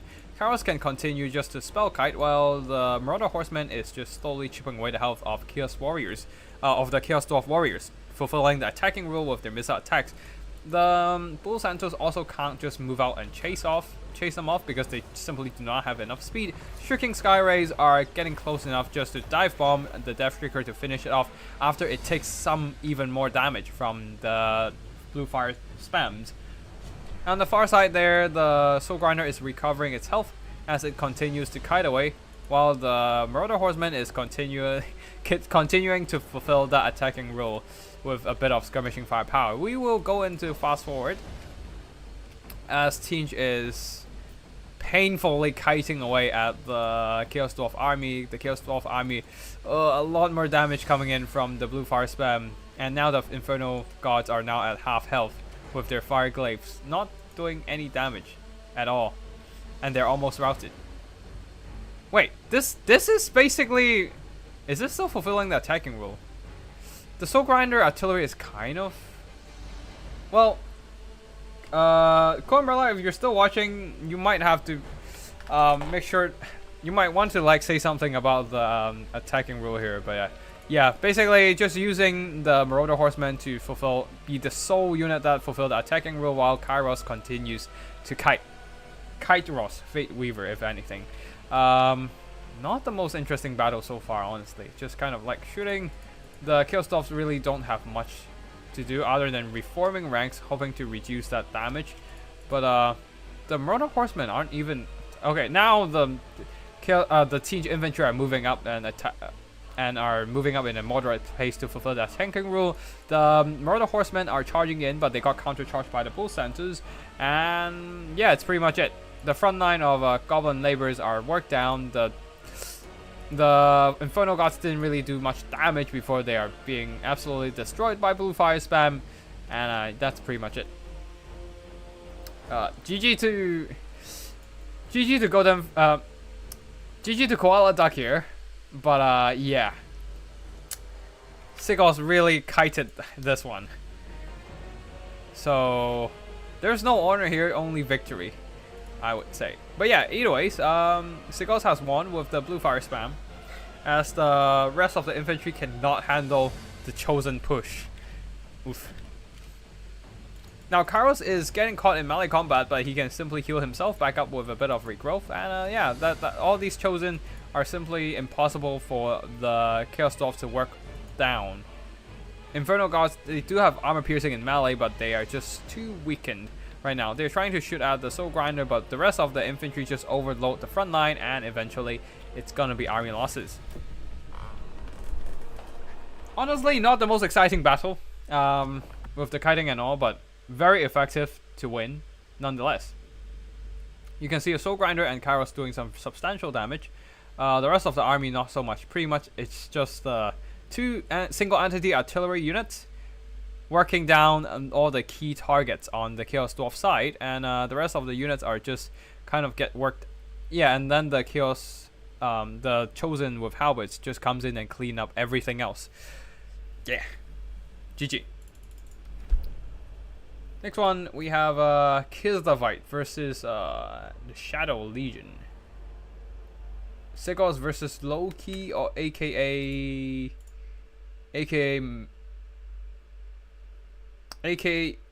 MTS. Alright, let me just grab some. I have my food next to me, so I'm just gonna grab a couple bites.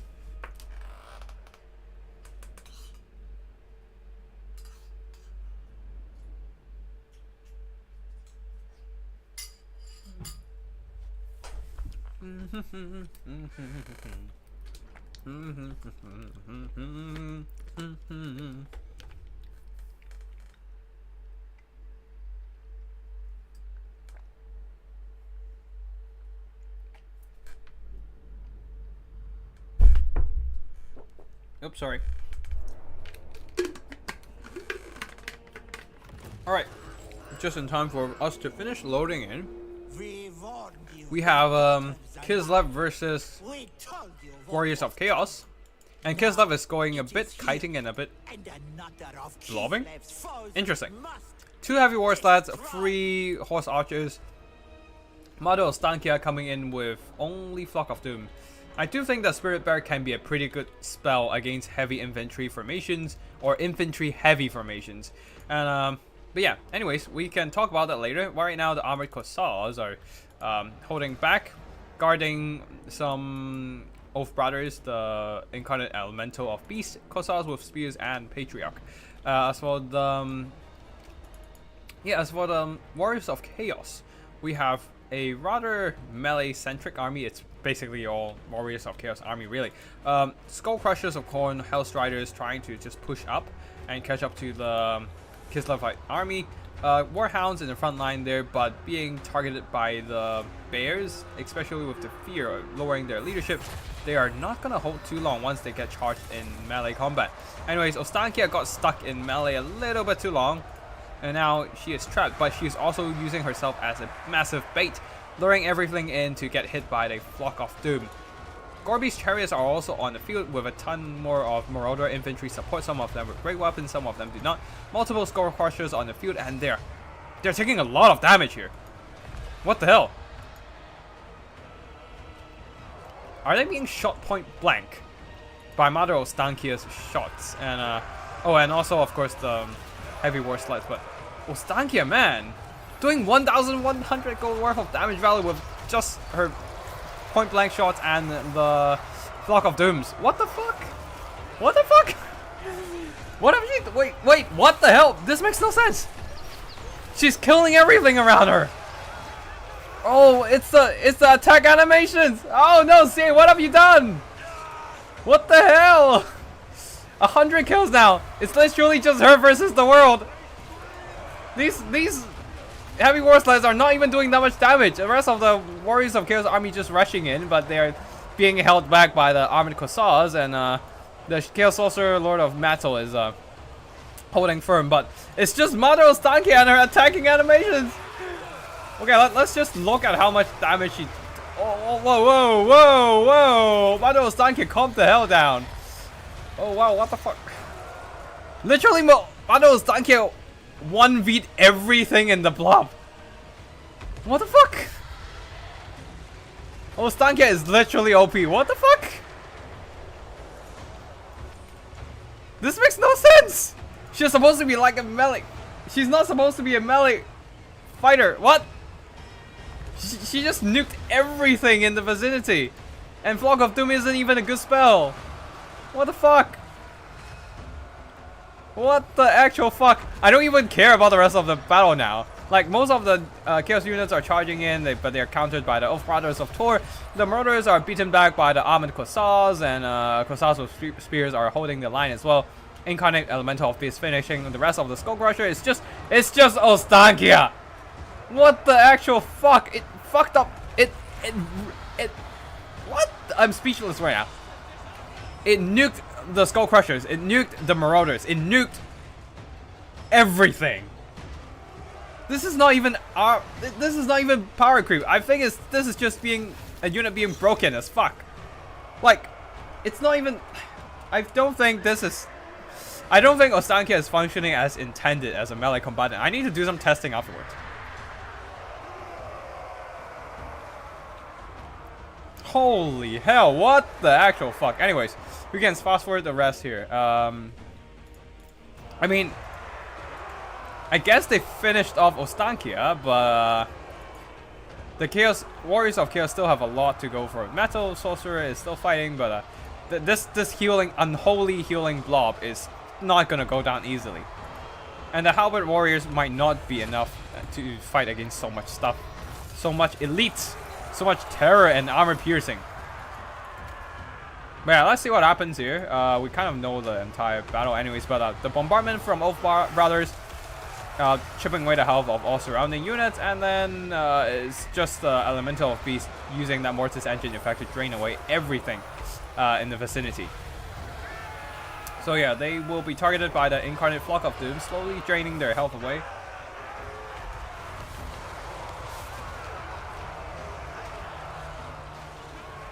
But yeah. And now the Chaos Sorcerer Lord of Metal has been broken by the anti-large armor piercing from everything around it. And the remaining Marauders are not going to hold. The Skull Crushers have taken way too much losses fighting Ostankia. Just Ostankia too. Like, what the fuck? Oh, God. Alright, good night, Knighthood. This is not the greatest showcase of the DLC, honestly. But yeah, the rest of the Chaos Army is just slowly worked down by this unholy blob of healing, and that shall be it. That shall be good night for the Warriors of Chaos. Now, let's see how much damage Ostankia dealt. 2,400 gold worth of damage value, and all of that in melee. And she's not even a melee character. What the fuck? The rest of the army did well, but nothing as good as Ostankia. I mean, one of the war sleds also did well, but like, what the fuck, Ostankia? The Chaos Army, one of the Skull Crushers did fine, killed off Ostankia, but the problem is Ostankia did way too much damage, and yeah, it's just not enough to carry this game against an OP unit. Let's just do some testing quickly right now before we go into okay, let's just do this. Get a generic Chaos Caster Lord. Attackers switch over, and then we need Glacial Lake.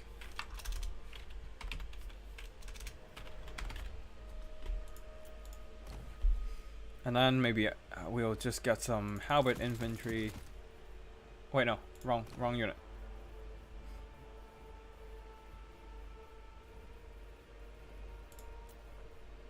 Just Ostankia. Let's just bring this. It's not gonna do much. We don't bring Flock of Doom. We bring this, I guess. We don't even need Spirit Bear. Let's just test it out. Test it out. Warriors of Chaos, heavily armored Chaos Warriors with. Let's just bring the Halberd ones. 3 of them. That's more than Ostankia's cost. And also we go for a generic Caster Lord with nothing. Nothing on him. And we start.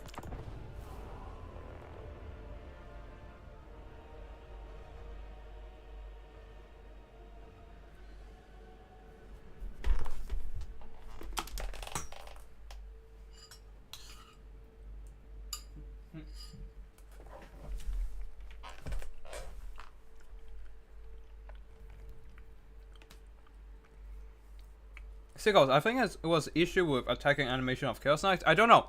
I feel like Mother Ostankia has been overperforming in a lot of battles I've seen her in. So we just need to like do a test just to make sure. Okay, we're doing some shots here. Pretty nice. They're forming up, kind of.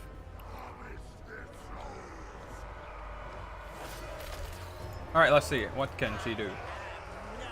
Oh, the point blank shots and the attacking animations. Okay, yeah, she's taking a lot of damage. Let's just get some heals.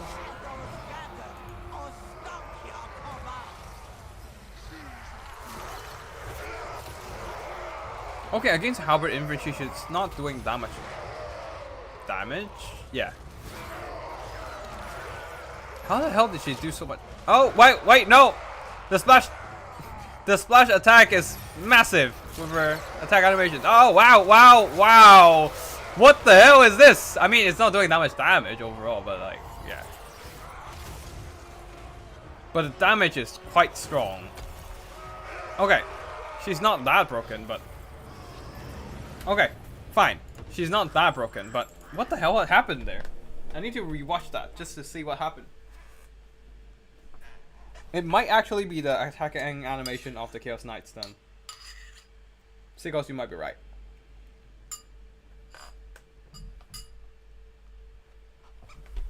Okay, let's see again.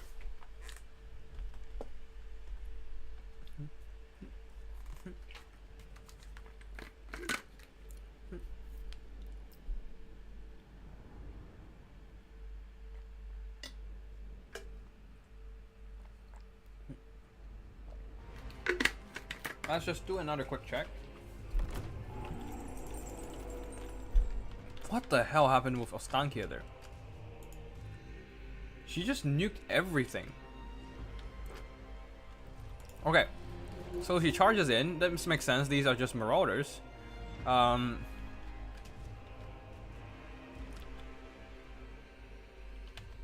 then the Hell's Riders, Skull Crushers all surround her. Theoretically, they should beat her down just fine. But of course, they got hit by a Flock of Doom, which doesn't... Theoretically, it shouldn't do that much damage, but oh god. Now she's fighting in melee.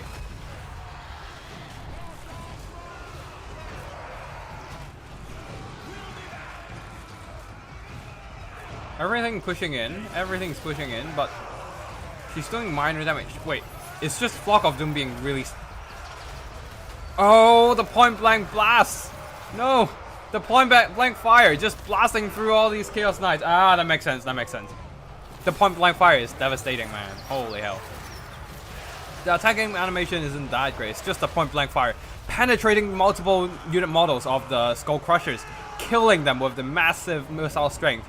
If this is against infantry model, that would have not been too insane, because like the damage would be overflowing a lot, but the high missile strength, armor piercing just punch through multiple unit models and kill them all on the Skull Crushers. And that's how she just nuked everything around her in her vicinity. Alright, 2 more battles and we're done for the night. I don't think... Oh, okay. Ooh.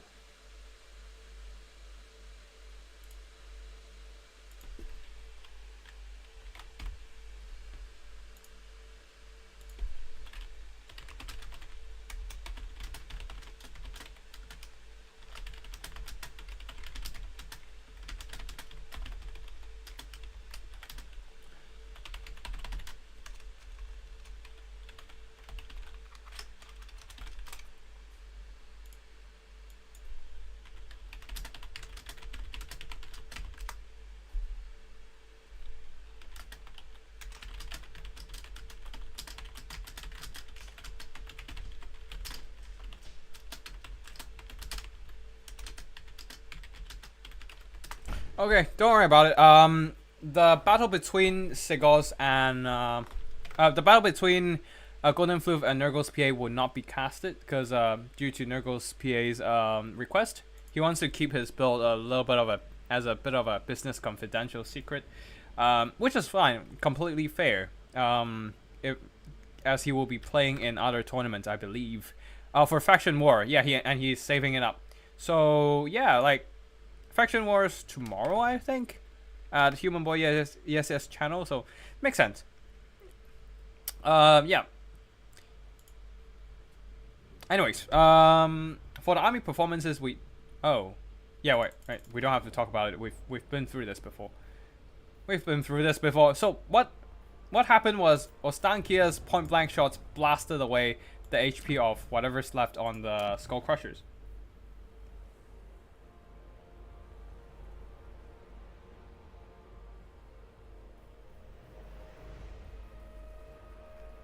Okay, final 2 battles. This time, Cool Umbrella versus Phoenix King. And Phoenix King trying to fight ogres with Dark Elves. Yeah, that's not gonna end well. I mean, it's fine. It makes sense.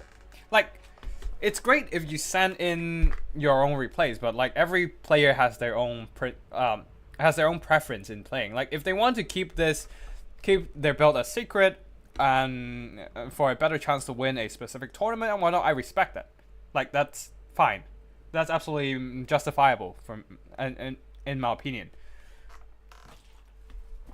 Eventually, the build will be revealed, but if they just want to delay the reveal by like a few days, I'm completely fine with that, honestly. If it's just like 1 battle less, if I can cast 1 battle less than expected, it's fine. Like, yeah. I mean, this is just a game. I don't really care enough to just hound people over replays and whatnot. I mean, it's great to have more content, but overall, if every player are free to do what they want, and I respect that. Again, it is their decision, not mine. Anyways, Ogre Bulls, for the Ogre Army, Ogre Bulls, and then a ton of Nobblers, a few Trappers, 4 Trappers. Yeah, 4 Trappers, and then a bunch of Saber-Tusk pack at the back line, and of course, whoa, I thought there's Sky Riders. Oh, yep, just Mornfang Cavalry with great weapons now. Their armor-piercing anti-lodge can be quite good against the Koan Knights. And with Saber-Tusk pack supporting, they can easily just beat back all these Koan Knights, honestly. Cheese Runner Chariots are cheesing, just kind of kiting away, shooting at whatever target they can find, I believe. They need to shoot at the Ogre Bulls, especially, or more importantly, the Mornfang Cavalry. But right now, the Ogres are screening, and they don't really have a good position to shoot. Nobblers are moving into the front line. Some of the Nobbler Trappers are trying to aim at the Dark Shards, trying to whittle down their health with a bit of missile attacks, although they got a little too close to the Dread Spears and will be retreating.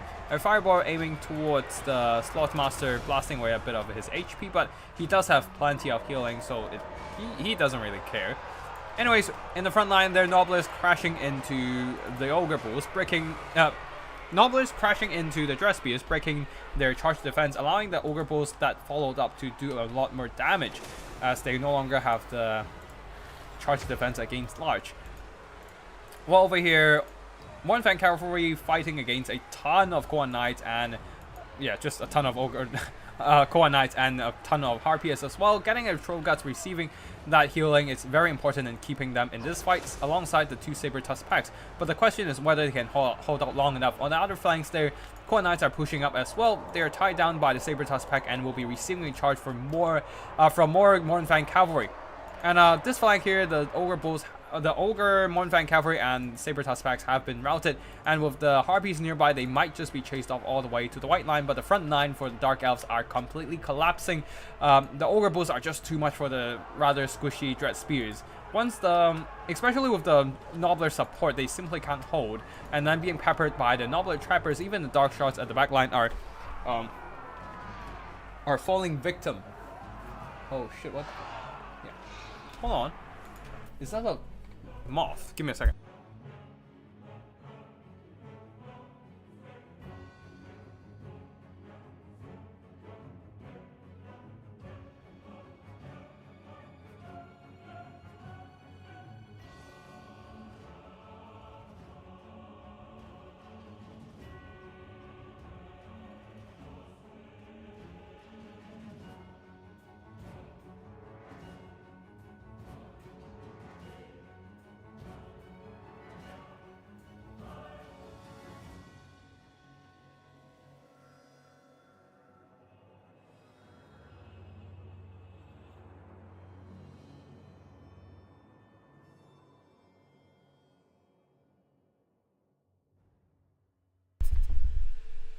Sorry, not a moth. Somehow a yellow ladybug flew into my room.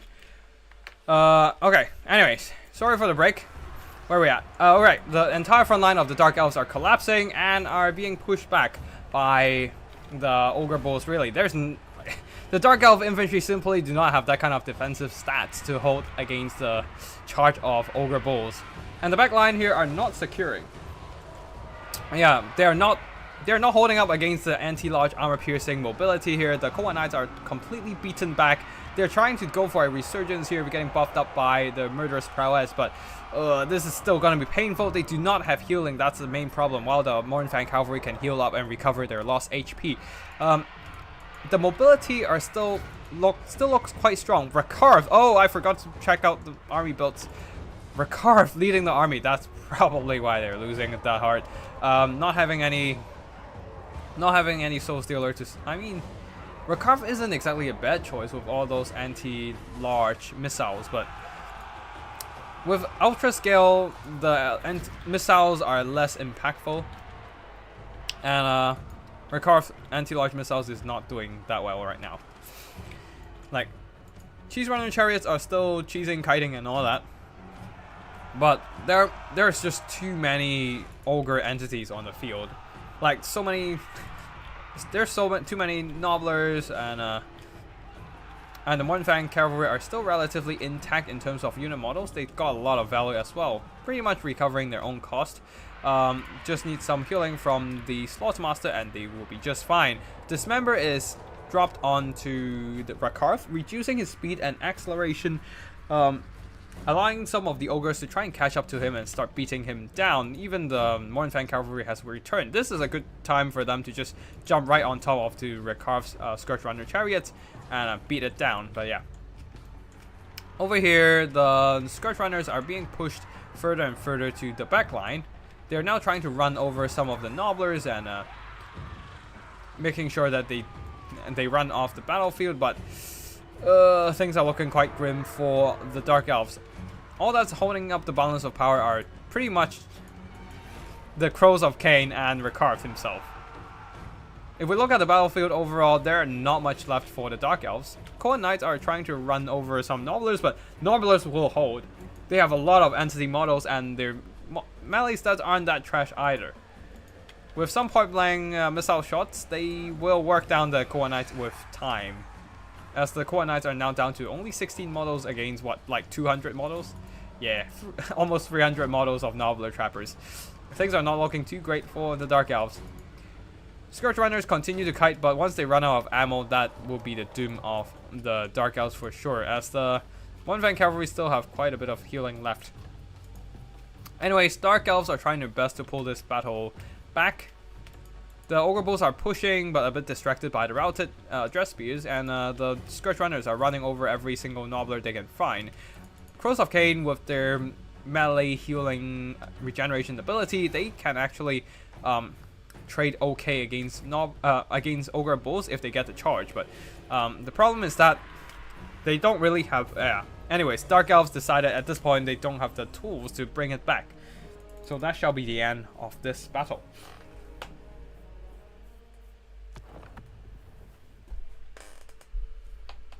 Now, battle performances wise, the Ogre Mournfang Cavalry did pretty solidly, but mostly it's just the bunker busting front line here, pushing straight for the back line, and the Dark Elf can't really hold up against a combination of Nobbler and Ogre Bull overload. Personally, I wouldn't quite use that kind of combo, but oh wait, no, I'll still use a few Ogre Bulls. Yeah, Dark Elf, unlike their High Elf brethren, they don't have the kind of martial prowess defensive stats to hold the line against a superior offensive unit, and the Dress Spears are definitely a lot less tanky and are quickly shredded by the Ogre charge. Cold Knights try their best to counteract the Mournfang Cavalry, but they just can't. They're just not that great of a melee combatant overall, even with anti-large armor piercing and all that. So Cheese Runner Chariots try their best to kite to run over Nobblers and whatnot, but with only Recarve leading the army, things are not that optimal, honestly. Dark Shards also try their best. Some of them earn back their value, but overall, yeah, GG. Thought Dark Elves would beat Ogres, but they are very thick. The thing is, Dark Elves have been... Yeah, I think... Yeah. Ever since Immortal Empires, I would say, like, there are a couple Dark Elves winning against Ogres, but that's because they're too reliant on Sky Striders.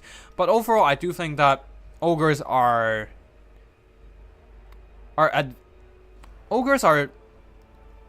Yeah, the Ogre versus Dark Elf matchup is advantageous for the Ogre kingdoms. Ogres are very good into Dark Elves because of the Ogre charge. Like, they just wreck Dark Elf front line, no matter what kind of front line you are. Anyways, one last fight for the night. Quamrella versus Malvi. Quamrella going for Skavens with a quite a standard Skaven build. Nazi Bubo Sharpshooter plus Avalanche Mortar. Then we have a few Red Ogres. Dragon Lady have hard time in this matchup, so Dark Elves struggle. Yes, indeed they do. All dragons have a hard time in this matchup because of all the anti-large monstrous cavalry of the Ogre kingdoms. Anyways, the rest of the Skaven build: 2 Poison Wing Globadiers, 5 Clan Rats with spears and shield, and a ton more of Skaven slaves, just to provide a level of a Skaven boxing, absorbing the charge of enemy unit, and buying more time for all these missiles to do the damage. We have a Gracier of Plague, providing a lot of summons. Vermintide, Dreaded 13 spell, and the Unholy Clamor, Scorch as well, for all those damaging abilities. Unholy Clamor for Vigor, Refresh, and Leadership, and then they are supported by a single Packmaster on a Brute Horror. A single Skaven Slave with Slingers. On the other side there, Greenskins going very wide. A lot of goblins and a couple Goblin big bosses trying to just... Oh, and a ton of Savage Orc Air boys trying to win the missile game against the Skavens. Interesting. And then we have a ton of mobility on the flanks. We have first Goblin Spider Riders, Dirkit Squakes, 2 Orc Boar Boy Biggins. I would say Orc Boar Boys would be good enough, because you don't really need to fight that many monsters. Not that many strong monsters in the Skaven against the Skavens. But yeah, some Savage Orc Boar Boys as well, Boar Boy Biggins, Goblin Spider Riders, and that's about it. Yeah. Oh, and also the Hammer of Gork trying to out-trade the missile game. We also have Azak the Slaughter leading the army. 2 Goblin big bosses with they need stabbing. Anyways, the battle will begin with a bit of a slow shooting phase, I do believe. The Natty Boobles Sharpshooter do have that kind of stock ability, so they would not be spotted even if they're shooting, because they have snipe. Yep, snipe. They don't get spotted when firing. And with the snipe advantage, they are actually quickly dismantling the Hammer of Gork. And the Hammer of Gork's plan to just shoot down Skaven missiles is not gonna bode well for them. Yes, the Poison Wing Globadiers take some minor damage, but the Hammer of Gork is already routed. Avalanche Mortar blasting away at the Goblins, who are quickly routed by a single volley of these splitting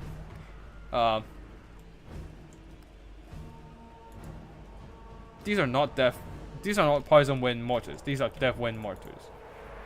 Death Globe Mortars, yeah. And the Savage Orc Boar Boys are moving to the flanks there. They need to get into... This is a bit of disjointed push. They need to get in closer to enemy formations here. Because right now all these goblins are being pushed back, and the Skavens no longer have to fear about any greenskin infantry pushing their box. They need...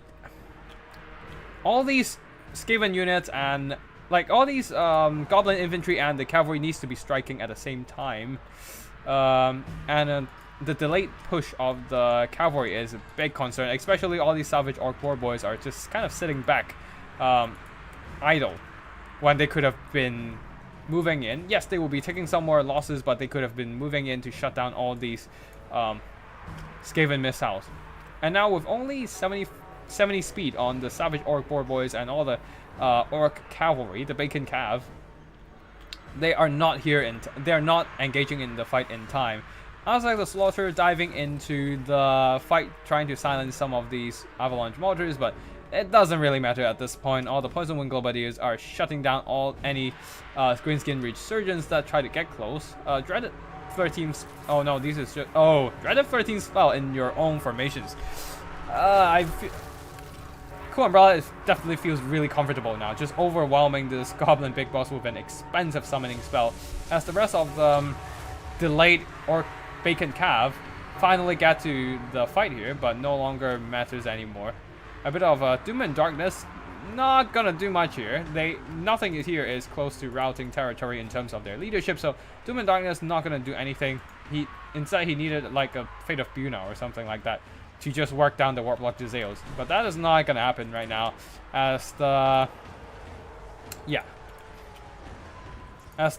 Greenskin push is slowly faltering. Even the Savage Orc Boar Boys that got conserved at the back there are surrounded by armor-piercing Red Ogres and get beaten down.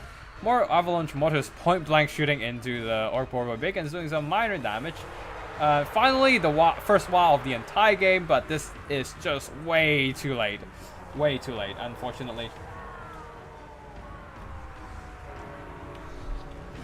And yeah, this might just be the end, I think. I don't think the Greenskins can pull this back, honestly. There are some Orc Boar Brigands running around, but there are still a lot of armor-piercing entities left on the Skaven side, especially now that there are some Poison Wind Globadiers just shooting point-blank into all these Orc Boys, and they're taking some very noticeable damage from the Poison Wind effect. There are still some Orc Arrow Boys shooting, but this doesn't really matter now. They just do not have enough burst damage to clear out all of these Skaven horde. Even the Slingers are now poking at the Savage Orc Boar Boys and the Forest Goblin and Spider Riders, and that's about. I do think that might just be it. Let's just fast forward here as Avalanche Mortars clean up the rest of the Savage Orc Air Boys. Army losses is slowly approaching as more and more Greenskin units break. Nalzak is surrounded by a ton of units. He was attempting for a Lord Snipe probably. He does have. Oh, even dropping the They Need Stab in to lower the stats of the Grey Seer. But that's not quite gonna be enough. Wait, why is there a rock coming in? Oh, the Hammer of Gorg still have one artillery model left and just shooting into the Clamorant Spears. But that doesn't really quite matter now, as Aspect of Slaughter getting Aspect of the Dreadnought really going heavy on the routing Skaven route. Routing Skaven build here, but unfortunately it's a mass rout for the Greenskins, and that shall be army losses. Studying for EU versus NA. Yo, yeah. I do look forward to the EU versus NA tournaments. Though, unfortunately, these couple weeks I'm very busy with some real life stuff, especially with the moving coming on, so I can't really play. Very unfortunate. But yeah, army performances-wise, Avalanche Mortars did well as per usual, cleaning up all those goblins and all that. That Evil Sharpshooter did some good damage, and but the rest of the army doesn't really need to do much. It's pretty much just these two missiles cleaning up all the expensive Greenskins, and then the Red Ogres, all of them still very intact. Pretty much just crushed the Greenskins in terms of balance of power. Like, they didn't need to do too much damage because their army is still so healthy, and by balance of power they pushed the Greenskins into army losses. But yeah, I do think that the Greenskin needs a better push into the Skaven box, as the push this time was a bit disjointed, and they were not able to shut down the Skaven missiles effectively, allowing them to just unload into the Greenskin army. Anyways, that's all for tonight. I hope you all enjoyed the battles. I certainly did, and I will see you in the next one. Thank you for watching, and yeah. Tactical Lich, signing out.